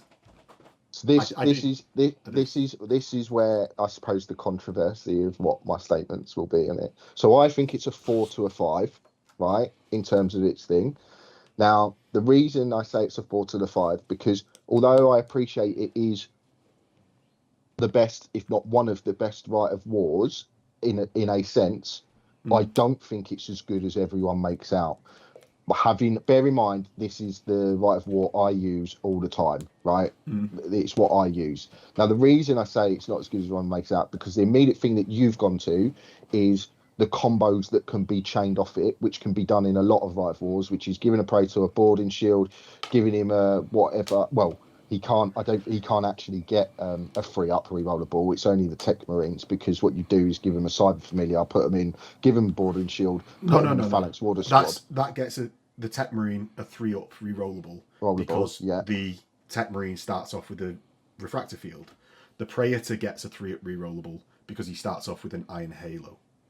And it doesn't say you need to use your boarding shield save. No, you don't need to use boarding shield. It says an invuln. It says an invuln. It says an invuln. And you get +1 as long as you've got a boarding shield or in the Phalanx Warder squad. Yeah. But this is where my thing is. That becomes into you have to have a boarding shield. You can't. You can only use that in a. Right. Yeah, it's got to be a boarding shield. It's got to be a boarding shield. But anyway, no. You have to have a boarding shield. But the way the world is written is that you re-roll an invuln. But you have to have a boarding shield to re-roll it. So that's where the thing is. So yeah. So with it, obviously the Phalanx Warders are the main thing that makes it good. But the part of the reason why it makes them so good is because their own individual rule, being the +1 when they're in base-to-base contact rather than just the Rite of War itself. It's part of their rule making the Rite of War better, right? Now, the reason that I don't think it's as good as everyone makes out is everyone goes, it's really hard to shift units. But it's because everyone plays against them incorrectly. So everyone fires a 10-man las cannon squad into Phalanx Warders and go, why don't they die? What you need to be doing is firing Volkites into the Phalanx Warder squad and make me roll as many dice as possible, and they all die very, very, very quickly. So actually, yeah, they're all 1 wound. That's not trying to take away from Phalanx Warders as a unit or the Rite of War as a unit, but it's not a massive output force. It's about surviving. So that's why I think it brings it down, because I don't think it overpowers stuff. I think people just play against it incorrectly. They shoot heavy AP things at it and go, why don't you die? When you might as well stand 12 inches away and Fury the Legion into me and just make me keep rolling dice, and things will die. And it breaks up the fact that that survivability. Now, what I do always forget to do within it, and this is my own fault, is my Heart of the Legion, because that makes a massive difference, especially with the feel no pains and stuff. But there's plenty of ways around it. So again, one of the better Rite of Wars. I don't know whether they should have changed it to the rerollables or kept it as a toughness, personally. So, but I don't think it's the god tier auto win that people seem to think it is, because it really isn't. And James has shown that against me as well, big time. So I don't think it's an auto win thing at all, but I do think it's one of the best Rites of War in the game, on par for the best. And that comment isn't aimed at you; it's aimed at the wider community. No, I'm just saying, like, because it's obviously a conversation. Like, I mean, I think the one wound on warders, they would be fucking mental if they were two, because agreed. It's agreed. If on a one wound model with a rerollable save, that's the same as having failed 2 saves and taking 2 wounds. Yeah, except for the fact that getting doubled out. Well, my 2 wound model with 1 invulnerable save only needs to fail 1, and 2 gets taken away. Agreed. So it's basically of no difference between 1 wound and 2 wounds on Templar, on Phalanx Warders. No, I disagree with that. Go on. Because the stuff you're shooting at them to double them out is a lot more premium, and you're still going to do the same as if they have 1 wound. Like, whereas they've got 2 wounds, the stuff that you use to kill them doesn't kill them. Yeah, if they had 2 wounds, they would be so insane. If you gave they would, 2 wounds, it'd be mental. I'm not saying is a 1 wound warder or a 2 wound warder better. Yeah. Because obviously a 2 wound warder is better. But I'm saying is a 2 wound model with a 4 up save better than a 1 wound model with a 4 up rerollable. It depends what you takes me engaging them with. Yeah, that's changing the way of the Rite of War, though. That's what I mean. So just the last point I'll make, and then you can discuss it properly, is just, and this is just about a fist thing as part of the Rite of War. In the last version, it was obviously toughness. You had to take breaches, and Phalanx Warders become troops. This way, they've swapped it the other way around. They've done it as a re-rollable, and you have to take warders as your pulse troops. I personally just think it should just be breaches or warders you can take, just because it's just a bit of an irritants thing. I don't really get why it should be one or the other. It should just be breaches or warders, and that's what it is. Yeah, like, do you know what? I'll agree with you on that. I don't see why every fucking fist is now. It's like they come off Terror, walk through the Phalanx, they graduate as a Phalanx Warder, and then go off to any other deployment. And I think you also see shittier lists because of it, because my first 2 units, I have to take 2 sets of warders. So the way I do it is immediately you've got 2 15-man squads of warders to deal with. Whereas actually, if it was one or the other, I might go, do you know what? I'm actually going to take breaches this time around instead, because I want to put something else in my list or whatever and save points or so on and so forth. Yeah. I agree with Connor that this is not a 5. I think... Are you, again, approaching this from your army being so fast? No. Whereas there's lots of armies that... No, I'm approaching this, and it's the same logic that Connor used that might make me look like an ass, that people engage this wrong. Like, you don't get your bonus if you charge me, so I'll make you charge me. You only get your +1 save if you're not pinned, so if I need to charge you, I'll pin you first. You'll get a 4 up pre-rollable, sure. Yeah, but it takes a measure that of relies on a lot of steps of failure of like 2 saves on a pinning weapon that's usually like a sniper rifle or maybe hallucinations with your librarian, but noticeably those librarians have dropped off a lot. I played an event a few weeks ago in Essex, which by the way was run by a guy called Luke Waller, which was really good, actually, really good narrative event. And in one of my games specifically against it's a bit more, it was against word bearers, he pinned my warder unit 3 turns in a row because of fear, whatever else, and it made I think we ended up drawing the game. I think we actually played the mission a little bit wrong anyway, but the point is it become such a slog because bear in mind, they're very expensive units as well, warders. Like, you're talking 400 odd points. Yeah, that is kitting them out, but they're 400 odd points. And that's fine, because they should be survivable. I've got no issues with that.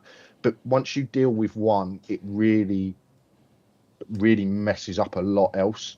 And as I said, even from an assault point of view, if you assault me, even with standard assault marines, on my first turn, if I don't deal with you, which is quite possible, they've only got one attack each. It is, and yes, or okay, I've got AP2 axes and stuff, but it's not beyond the worlds of possibility of me fouling stuff or other people.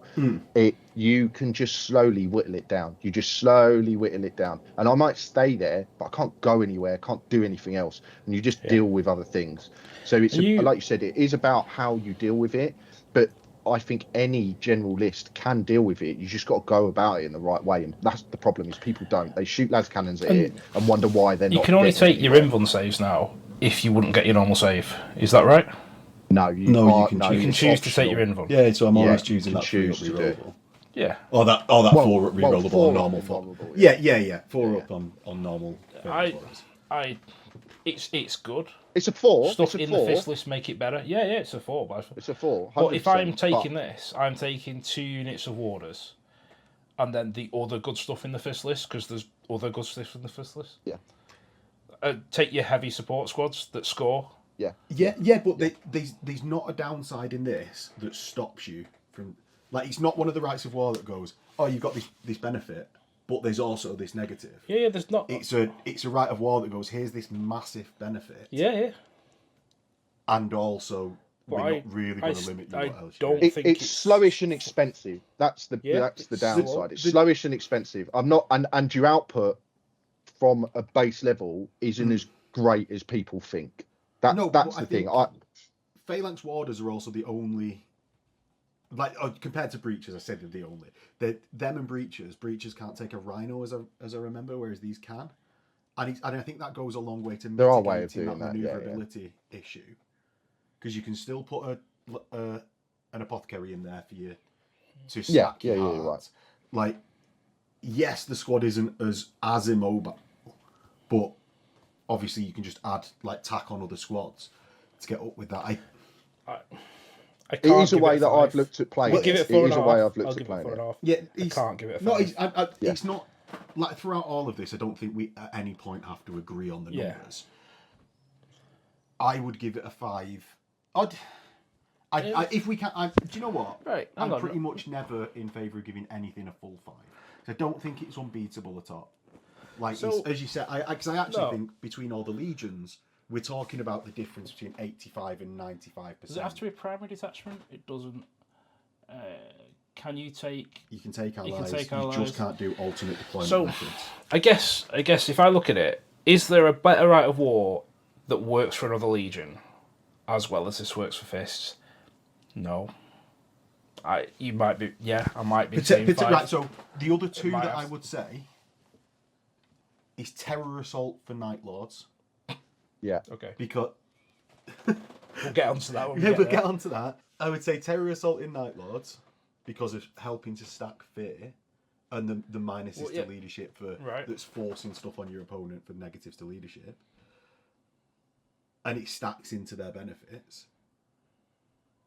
Potentially Decap Strike because it's I think Decap Strike's good. It's extra victory points, not dependent on mission. No, Headhunter's better. Headhunter Leviathan, extra victory points, not in mission. Yeah, Headhunters are great. I would say this is the best Loyalist one. So it's Decap Strike that gets the benefit for against any units that got characters in it. In a unit. Is it completely independent? Is it or just character? You don't get it for sergeants. Right. Okay. Fine. Yeah. But that's still just 3 independent units. Yeah. Like, you know, up to 3 units. No. So if I'm looking, is there a better rite of war that works in a legion better than this one works in this? No.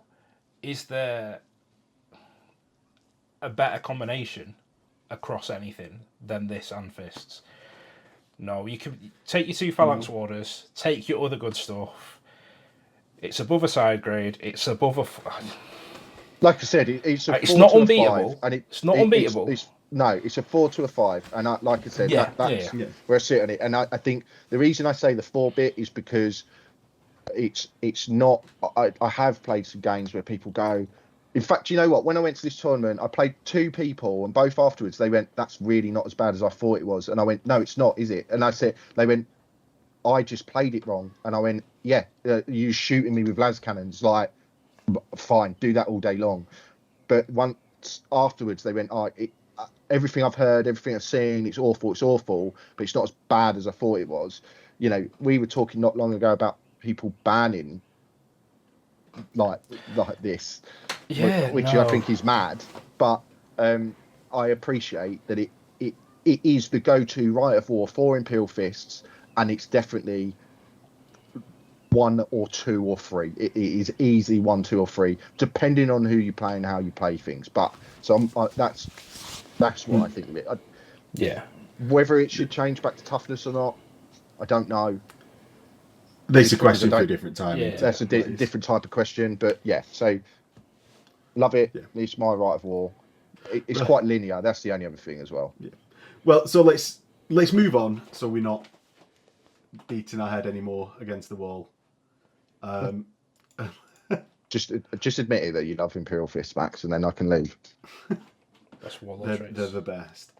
I'm clipping that, and that's been my ringtone. So there we go. Blood Angels, Rites of War, Day of Revelation. So at the start of any battle, before any models are deployed, or which player takes first turn is decided, you must declare when you're going to come in from deep strike, basically, between 2 and 4. The controlling player then places a marker anywhere on the battlefield, indicating the point where their first unit will be placed. A deep strike assault, which includes only units from a detachment unit of Rite of War, does not make reserves rolls. Instead, you just come in on the turn, which I imagine will be turn 2. Turn 2. Yeah. Unless someone could think of a Unless reason. you've lost before then. Yeah. So in addition, the first model must be placed within 6 inches of the marker, and does not scatter. Units from a Rite of War from a detachment using this Rite of War that are deployed to the battlefield normally gain Fearless until the start of the controlling player's second turn. So basically, first turn you get Fearless. HQ units must be made up of models with Warhawk jump packs. All units that is made up entirely of models with the Deep Strike special rule must be assigned to Deep Strike. So like your assault squads must Deep Strike.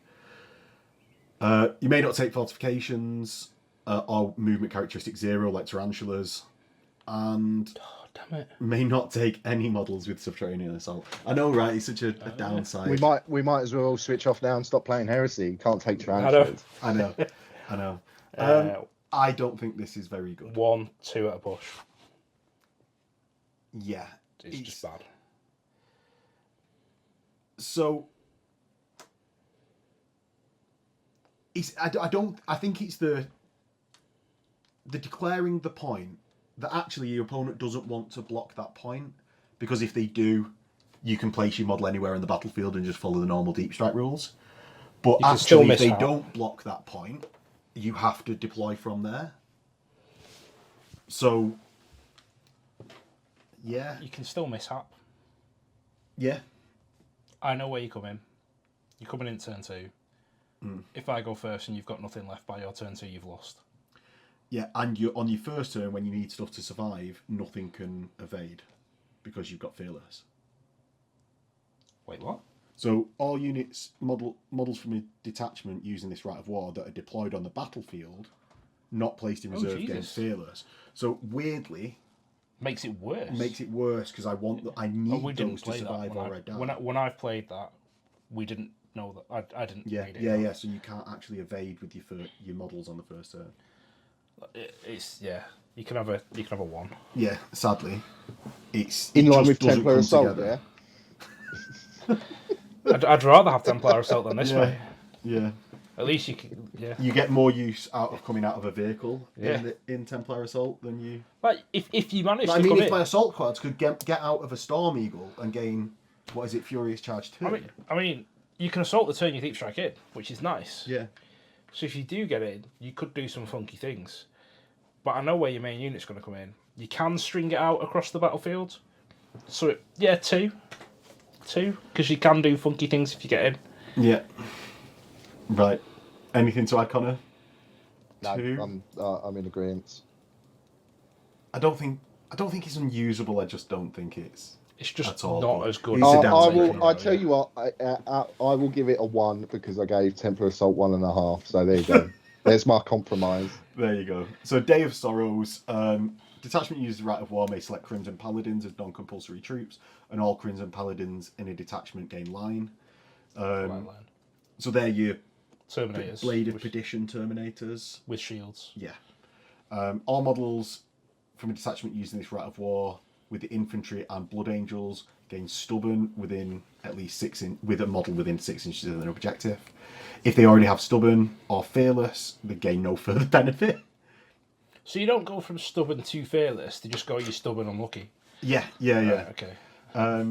It's sort of a weird caveat that you gain no further benefit, because like I would assume that anyway. I'm double stubborn, but cool. When any unit made up entirely of models with the infantry unit type and Blood Angels, which is part of the detachment, reduced to less than 50% of the starting number of models, the remaining models have Heart of the Legion and Hatred Everything, and Line if they didn't already have it, from the beginning of their next turn. Your characters have got to accept challenges and issue them. Any units made up entirely of models with infantry or cavalry, if you reduce to 50% or less, have got to charge. No other, you can't do alternate deployment methods. I think it's being like needing to get down to 50% of your original models is actually a super harsh thing to get benefits. Needing to have half your force die before your force entirely gets benefits is sort of weird. I get what they're going for, I just don't think it comes together. I mean, killing half my last Connor squad and then becoming stubborn with scoring and a feel no pain is nice. Yeah, but I still need to kill those other 50% of the last cannons. Yeah, so you're going to Because shoot them, but now they're scoring before you do. Like, giving random stuff scoring when it takes damage is nice. Yeah. It incentivizes to focus on stuff, which makes it harder to break everything. See, it's not as bad as the other one. No, I don't think it is. I think this is the one out of the two to pick. But I just think some flat benefits other than Crimson Paladins would have been nice. Like when you've got other Rites of War that are just giving like army-wide buffs. I'll Like just Karash. say as well, having to accept challenges and issue challenges with the way challenges are now is so gash. Yeah, like it does limit you a lot more, doesn't it? But at least It's you so can do irritating. it with the The challenge rule needs changing back to what it was, in my opinion, personally. But that's a different story. That is a conversation for a different time. Yeah, that's why I say I give this a 3. story. I give this a 3.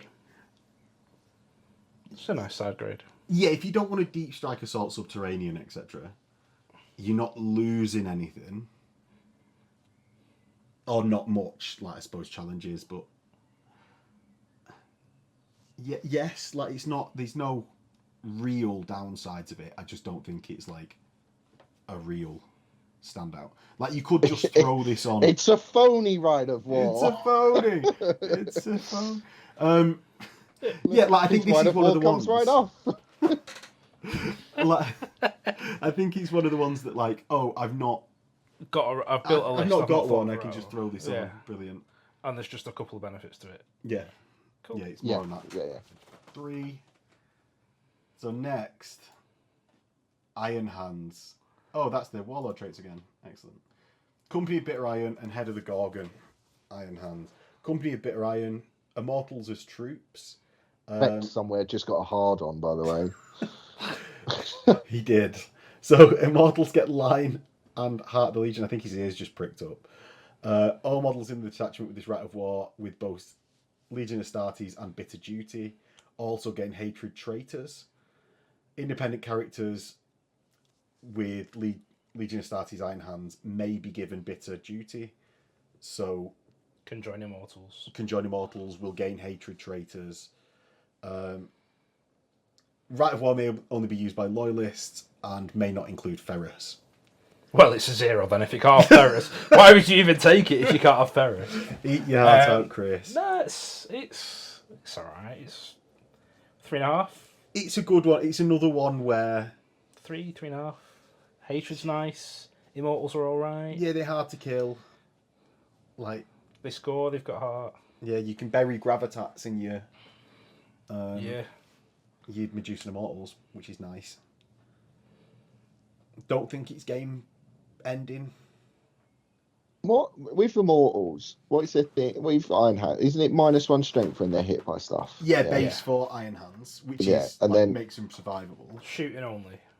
Yeah. Is it shooting only? Right. Yeah, it's like the opposite of Sons of Horus, in Right, that it's good okay. and it works in shooting.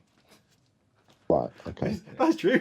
Dispute that Hey, comment. I really Sons of like Horus the Sons of is- Horus Rite of War. Do you? Yeah. Do you? It makes my Raven's a real Talons good one. so much better. Right. So, yeah, Medusan Immortals feel on paying 5+ standard. So gaining. So they get 4+. Yeah, 4+ if they're around an objective. Stubborn at leadership 10, which is great for a troops unit. Yeah, and burying gravitas. They are quite expensive, like in the same way as your Phalanx Warders. It's 205 for 10. Well, if Connor's Phalanx Warders, we let him have, they're quite expensive, and they've all got They're not as expensive as Phalanx Warders. by 20 points. So it's two. If the only Two- difference is 20 points, It's not, though, is it? yeah, it's 225, isn't it, for Phalanx Warders? Oh, for Phalanx Warders, I thought you were talking about Templars. Sorry. Yeah, 225 Yeah. for Phalanx. So there's 20 points difference Sorry. in reducing a mortal to a Phalanx Warder. The Phalanx Warders have power axes and one less attack. And don't And the have leadership. a... Yeah, so there's a number of They're worse differences. than Phalanx Warders. In a roundabout way, yes. In a roundabout way. I was saying it in a roundabout way. Yeah. But yeah. Yeah, I think it's solid. I think it's like a 3.5. 3. Yeah, I was going to say. It's a 3.5, isn't it? It's a Like, 3.5. It Like gives good benefits. yeah, and you know, I get what you're saying in terms of if you can't take Ferris, what's the point? But then also, you know, we go Ferris to isn't actually very good. well, No, we hear me out. Hear me out. no. Hang on, let me finish my point. Then you can rant about Ferris as much as you like. We play a lot of games without Primarchs anyway, especially at narrow events and etc. So those sort of things don't even come into play. Yeah. Yeah, in those, yeah. James, So- save it. We'll do its own episode. No, Ferris is good. Literally, But for the points, you can get better stuff. And our Nemesis has. Cracked it. Yeah, alright, absolutely correct it. Right. Well, yeah, we'll record that on the 18th when Chris is there, shall we? So, the head of the Gorgon, basically, all models with infantry unit subtype gain stubborn while in their own deployment zone. Any model with flamers may exchange them for grav guns or grav shredders for 15 points a model. That's really good. Castellax Battle Automata may be selected as elites in this Rite of War, gain the It Will Not Die 5+, but do not gain Legion Astartes Iron Hands like you would do if you had a Praevian with them. Iron Fathers, Tech Marines may take a Cortex controller for 15 points each. Any vehicle unit type gains outflank at no additional cost. May only select a single fast. May not attempt to seize. Running down them, stubborn in your own deployment zone is fairly good. That's alright. Exchanging flamers for grav guns, 15 points a model. Expensive. Expensive, but grav shredders are good, though I do think they're better buried in units. Like, Yeah. yeah, they work better in Company of Bitter Iron. Castellax in elites, terrible. Even with the It Will Not Die 5+, because you both, if you take a Praevian to get them, they get -1 strength which is so much incoming better. shooting, which is excellent. They can't react, so that's a reason to take them in a Mechanicum detachment instead. Outflank with vehicles. Well, I know where my heavy squad's one movement phase reaction is going to happen. if you're outflanking vehicles. I would give this... I don't think it's a downgrade because you're not forced to do any of those things.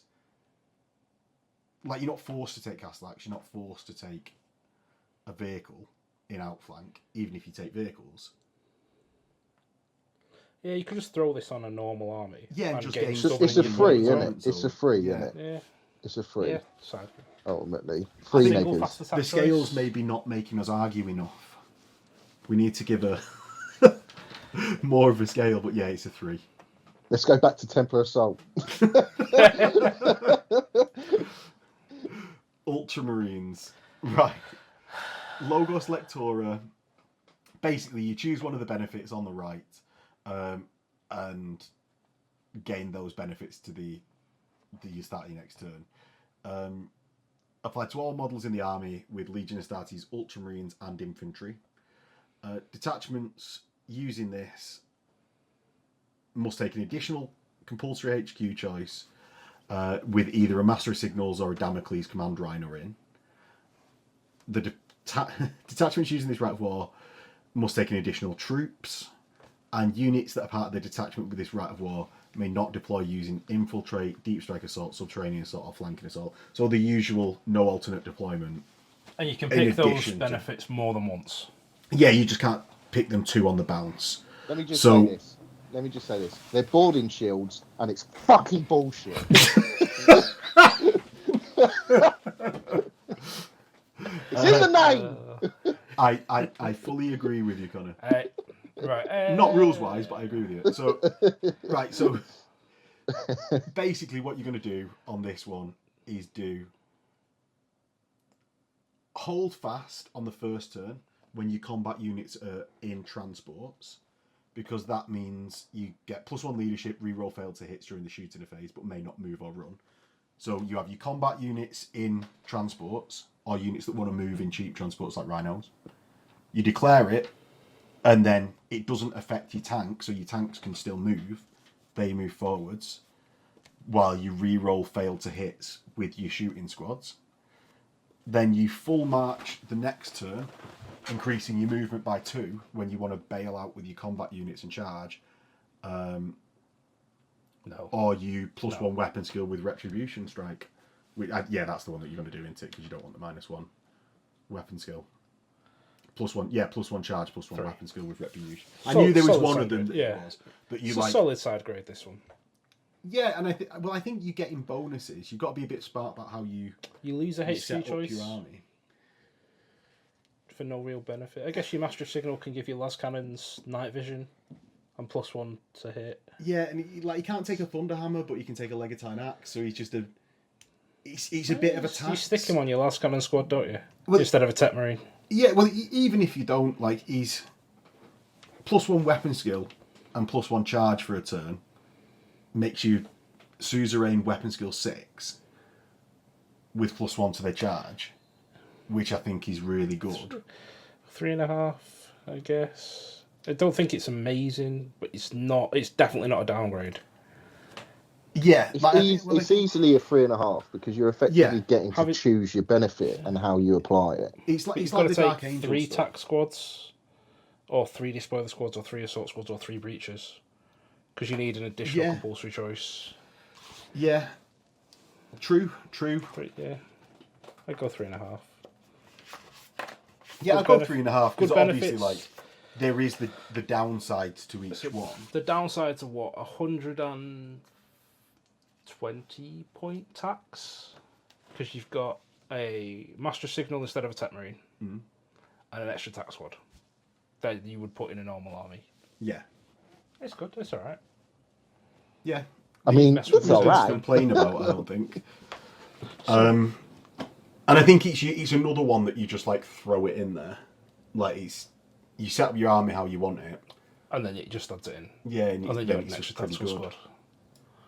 squad. So Salamanders, Covenant of Fire, and an Awakening Fire. So Covenant of Fire, tactical sports squads that include models with Dragon's Breath Flamers must be maybe choosing as troops and gain line. And Pyroclasts. Oh, and Pyro. Yes, I've missed out the key one there, haven't I? Predator squads using Dragon's Breath cannons and Dragon's Breath Heavy Flamers as weapons may be chosen as non-compulsory troops, but not lined. Yep. So detachment using this rite of war may not deep strike assault or any other deployment method that includes deep strike. May be assigned to subterranean or flanking assault. May not include destroyer assault squads, Legion Metalis destroyer squads, Centurions with Moritat. May include, or must include, a champion, basically. So it can't be an allied detachment. No, because you can't have a Master of the Legion and a champion. It's a pretty good side grade. Like your Pyroclasts, which are cool, get line. Yeah, like, I think Does anyone Pyroclasts are play good. Salamanders anymore? Is that a thing? James, Oh, Matt James, Russell. just because you painted one once doesn't mean you play them. Half a model got painted. No, I've played them. I've got the Imperial Fists Alright. that you play, apparently. It's alright. Like Connor says, if you're playing Salamanders, you're in for a hard go anyway. Yeah, like But they've got some tricks that they can do, and Dragon Best Flamers snapping is alright for massive dice. Like Dragon's Best Flamers get through his phalanx warders actually. yeah, Pyroclast squads I think are actually pretty decent. Pyroclasts get through his phalanx two- warders. Yeah, two up Artificer So Arms. what we're two saying, wounds. the counter to Imperial Fist, the best Legion, is Salamanders, the worst Legion.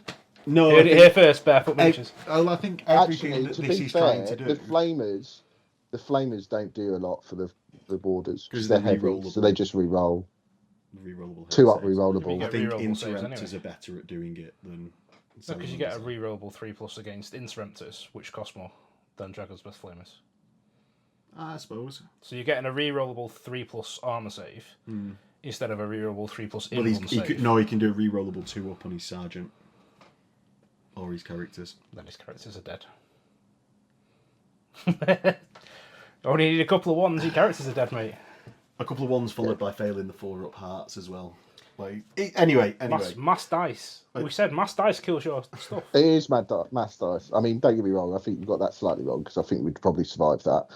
I do have video evidence of a Breacher squad surviving 3. This was in 1.0 to be fair, but 3 heavy flamer predators, and I don't think I lost a guy, which was quite horrific to be fair. Yeah. But hey ho, never mind. Anyway, we're talking about Solid Salamanders. side grade. Yeah, solid side grade.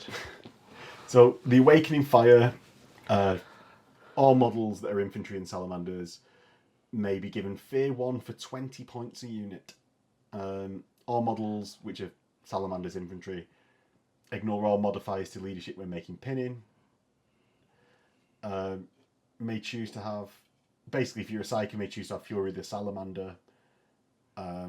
And a detachment using this rite of war gains a single additional non-compulsory HQ choice, which may only be used to select a Legion Centurion with the Chaplain Consul upgrade. No more than 1 unit with the Cavalry subtype. May not include enemy models. Shrug with of soldiers to jetpacks. that. Must include at least one model, at least 1 Centurion with the Chaplain upgrade. May not include Vulcan. That's the only reason that I say this isn't very good. Well, I'm paying 20 points for fear. You're not doing that. But really, you've got a compulsory chaplain. You get a 4th HQ choice, which is a chaplain. Yeah. Chaplains are good. Yeah. But, like, to gain really the benefits of the right, you're paying 20 points for the fear. And you need to be selecting that librarian to take the... Yeah, I mean, if you could Fury take the Vulcan, Salamander. you'd make it work. You could make it work. Because Because he's a Zyphus primer? Jur, is it? Is chaplain and a psyker. Yes, Fury the Salamander basically is a template weapon, strength 7, AP 4, assault 1, pinning, D flag, shell shock 3, which is good, but it does need to kill something to get that shell shock to matter. And I don't think that's as good as just taking hallucinations if we're really just coming down to it, or biomancy. No. Like, if you could take Vulcan, Fire Drakes, in that Rite of War, you could make it work. Yeah. So this Rite of War, you see, I think this is what I was saying before. Like, I think we've been too liberal with the 3 because I don't think this is like a downgrade. Chaplains aren't terrible, but it's not as good as the other things that we've been giving 3 to. It's not an active hindrance to you, but it's not. It's not like 2.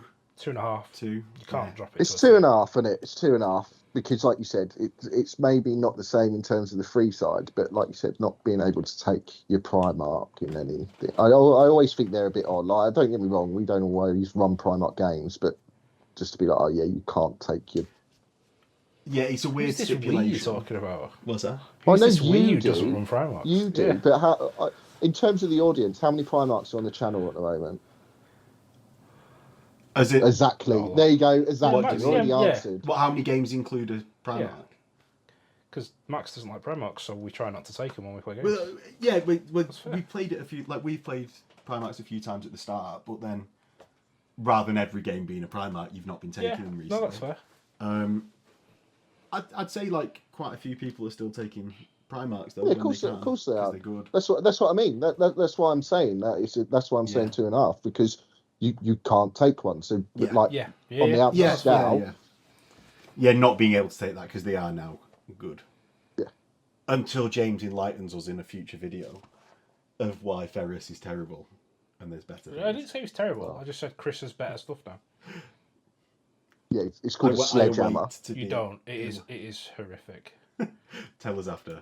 So we've got Chris getting a reputation. Raven Guard. We've got Decap Strike and Liberation Force. Decap Strike. Do you want me to do this? Yeah, you do it. You do it. So, all your stuff with the Raven Guard, Legion, Astartes gets preferred enemies, independent characters. Tasty. Okay. That's okay. Yeah, that's brilliant. Anything that comes in from deep strike or flanking gets a 5+ shroud for the duration of the game turn. Nice. Missions that have victory points, if you kill their warlord, you get 2 extras for Slay the Warlord. Boom. Yeah, that's massive. That's That's pretty big. That's good. Downsides, one last cannon squad. It's alright. And no fortifications, which... How many times have you used that 5+ shrouded for coming in from deep strike or?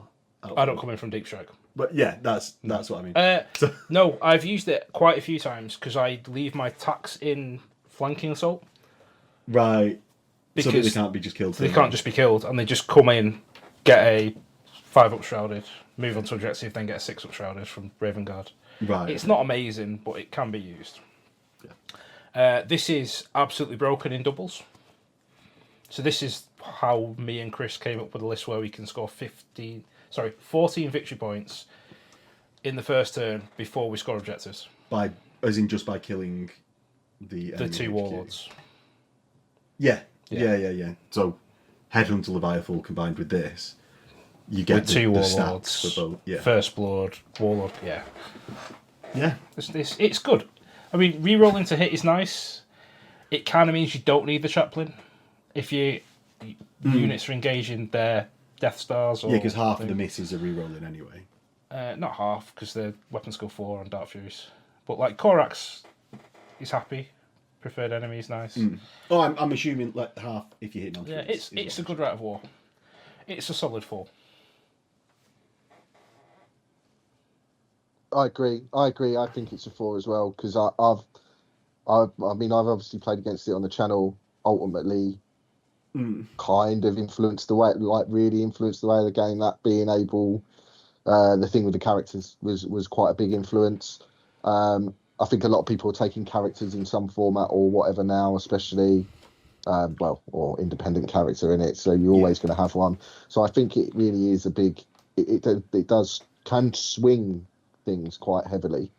Yeah. So I think it's a 4. Well, I think the preferred enemy independent characters and the not dependent on mission victory points. I mean, the preferred enemy is good as well because if you've got your warlord in a unit, my last cannon's reroll. It confers to the unit. Yeah. So that's what I mean. Like, so it's last cannon squad hitting on 2s, fires at warlord's unit. The independent characters in the warlord's unit Or is in like the Warlord's an retinue or independent whatever. character. Yeah. Yeah. So I'm hitting on 2/3 all-in-ones, wounded on 2/3 all-in-ones. Yeah. With a lot of versatility as well, might add as well. That's the other thing, because like you said, just said there, you're using the example of it being in a las cannon unit, but there is it could as much be in your. Snipers, so I think that whatever. So you all the stuff I'd use it in. Yeah, but the point being is that the fact that it's so versatile means you can also run your list in lots of different ways on how you want to play, and it still be very effective. Yeah, it's not infantry either. So my dreadnoughts are getting it, my flyers are getting it, my drop pods get it with their bolters. Yeah, just free rerolls, man. And the victory points. Because I'm gonna want to kill that warlord anyway. Yeah, like there's not a game where like not playing as Raven Guard or Alpha Legion with their Headhunter Leviathan. It's not like I rock up to the game and go, maybe I'll kill the warlord this game. I don't know whether I want the slay point. Yeah. Like there's not a point where I don't want that slay point anyway. So it's just a benefit. Yeah. How much do you miss the additional heavy sports? No. Don't. No. What you fill it with another las cannon squad. Yeah, who cares? Yeah. Yeah. You see, I'd probably go over for like 4.2. I don't want to give it the 4 fist full 4.5. It's a 5. It's better than Stone Gauntlet. It's written. I mean, personally, I think it's a 2. I think us Raven Guard players are skillful enough to make it work, but it's not a good Rite of War naturally. Shout out Raven Guard players, love you guys. And into Liberation Force. That's just Dave. Then. Just Dave O'Hara who's put a thumbs up to the screen there. No one else. Matt Russell, Rich has every army. You know? I'm just naming all the whackers in that. Yeah, funny that. So Liberation Force. Once per battle at the start of any game turn, the controlling player may choose to have all models with Raven Guard gain the stubborn special rule. All models from an allied detachment whose primary detachment is using this Rite of War gain stubborn. All models composed entirely of models with the Raven Guard special rule gain hatred everything, whilst at least one model from a unit that is within 6 inches of any model from an allied... Basically, if you're within 6 inches of an allied detachment unit, you gain hatred everything. Can't use any models with slow, heavy, artillery, bombard, automated artillery. You must be Loyalist. This can only be primary, and you've got to include allied of auxiliary. Both of these have to be primary. Oh, right. So, yeah. It says at the top. The Raven Guard and the Alpha Legion have at the top saying their Rite of Wars have to be primary. Oh, right. None of the others do. Interesting. Yeah. So, yeah, both of them have to be primary. Now, I've not seen you using this ever, really. Yet. Yeah. I've got the solar to go with it. But losing those 2 victory points, I imagine. No, it's not even that. It's just... It's so situational. Like, once we're at the start of the game turn, not the player turn. Mm. So if I go second, I have to know before you do stuff if I want stubborn. I have to be near the allies. The allies are solar, which aren't as fast as Raven. So it's going to be hard to be within 6 of them all the time. What you could do is solar with feral, which gives you fear 1 and just for the solar. Forward. And like just bomb them up in like some trucks or Aurochs. Do you know, because then that will stack a little bit of fear into the mix. I'm looking at it as a 3.5 in the sense of and the reason I say that is because the hatred everything is pretty good, right? And I appreciate it's situational, but I also think you build a list specifically around this Rite of War. You have to, and that's the difference. Because it forces you to have an allied detachment. Yeah. But I mean, it's not you go like that. I mean, you like you've just said, the solo are not as big, but you're building your list specifically to go. What's going to keep them up? How am I going to get these into a position so it is you're. Unlike some of the Rite of Wars where it's purely, this is just the situation my Rite of War works in, you're building a list to create that situation every single time. That's what I'm trying to get in at. That's why it's probably a 3.5. One thing as well, it's 6 inches of any model from the allied detachment, not like an infantry model. Yeah. So it could be like a 35-point Aurochs. You throw it into your list, that just drives around behind your Dark Furies, and they gain hatred everything. Yeah. Yeah. And then explodes all over them at strength 8. And doubles them out on their 3+6. Yeah, exactly. Yeah, it's exactly. horrible. Excellent. Yeah. Three, is there 3.5. anything from those like slow, heavy artillery bombard or Can't have a automated last cannon artillery? squad. So you can't take that. What else do you really miss from that? Like Leviathans, you don't take. Like Teredio, you don't take. Slow. What slow That's tanks? specific. That's specific to James, though. As well. How much? Just I don't think people. Flavor-wise, Leviathans are cool. I do like Contemptors. I would say are better, except if you're using Eschaton Imperative from Dark Angels way back when. It's like, unless you've got that like everywhere is difficult terrain, and I knew this going in, so I've got a Leviathan, and you're affected by it as a Contemptor. Other than that, I'm not missing Leviathans power-wise from an army. No, I agree, but I think there's a lot of people who still Yeah. I've got enjoy to 4 take them because they've got them 2 for a my little Iron bit. Warriors, 1 for my Salamanders, 1 that I'm building for the Raven Guard. How often do you use them? 1 that I'm building for my Raven Guard, 1 that's with Salamanders that we've discussed I don't play, and 2 for my Iron Warriors that we've discussed I don't play. Yeah, exactly. But that's what I mean. Yeah. I don't. I think if you wanted to use them, you'd use them Yeah. more. Yeah, It wouldn't be one that I'm building for my Raven Guard. It's one that I've got built that I've been playing with loads. Yeah. Like. You love a Leviathan, Max.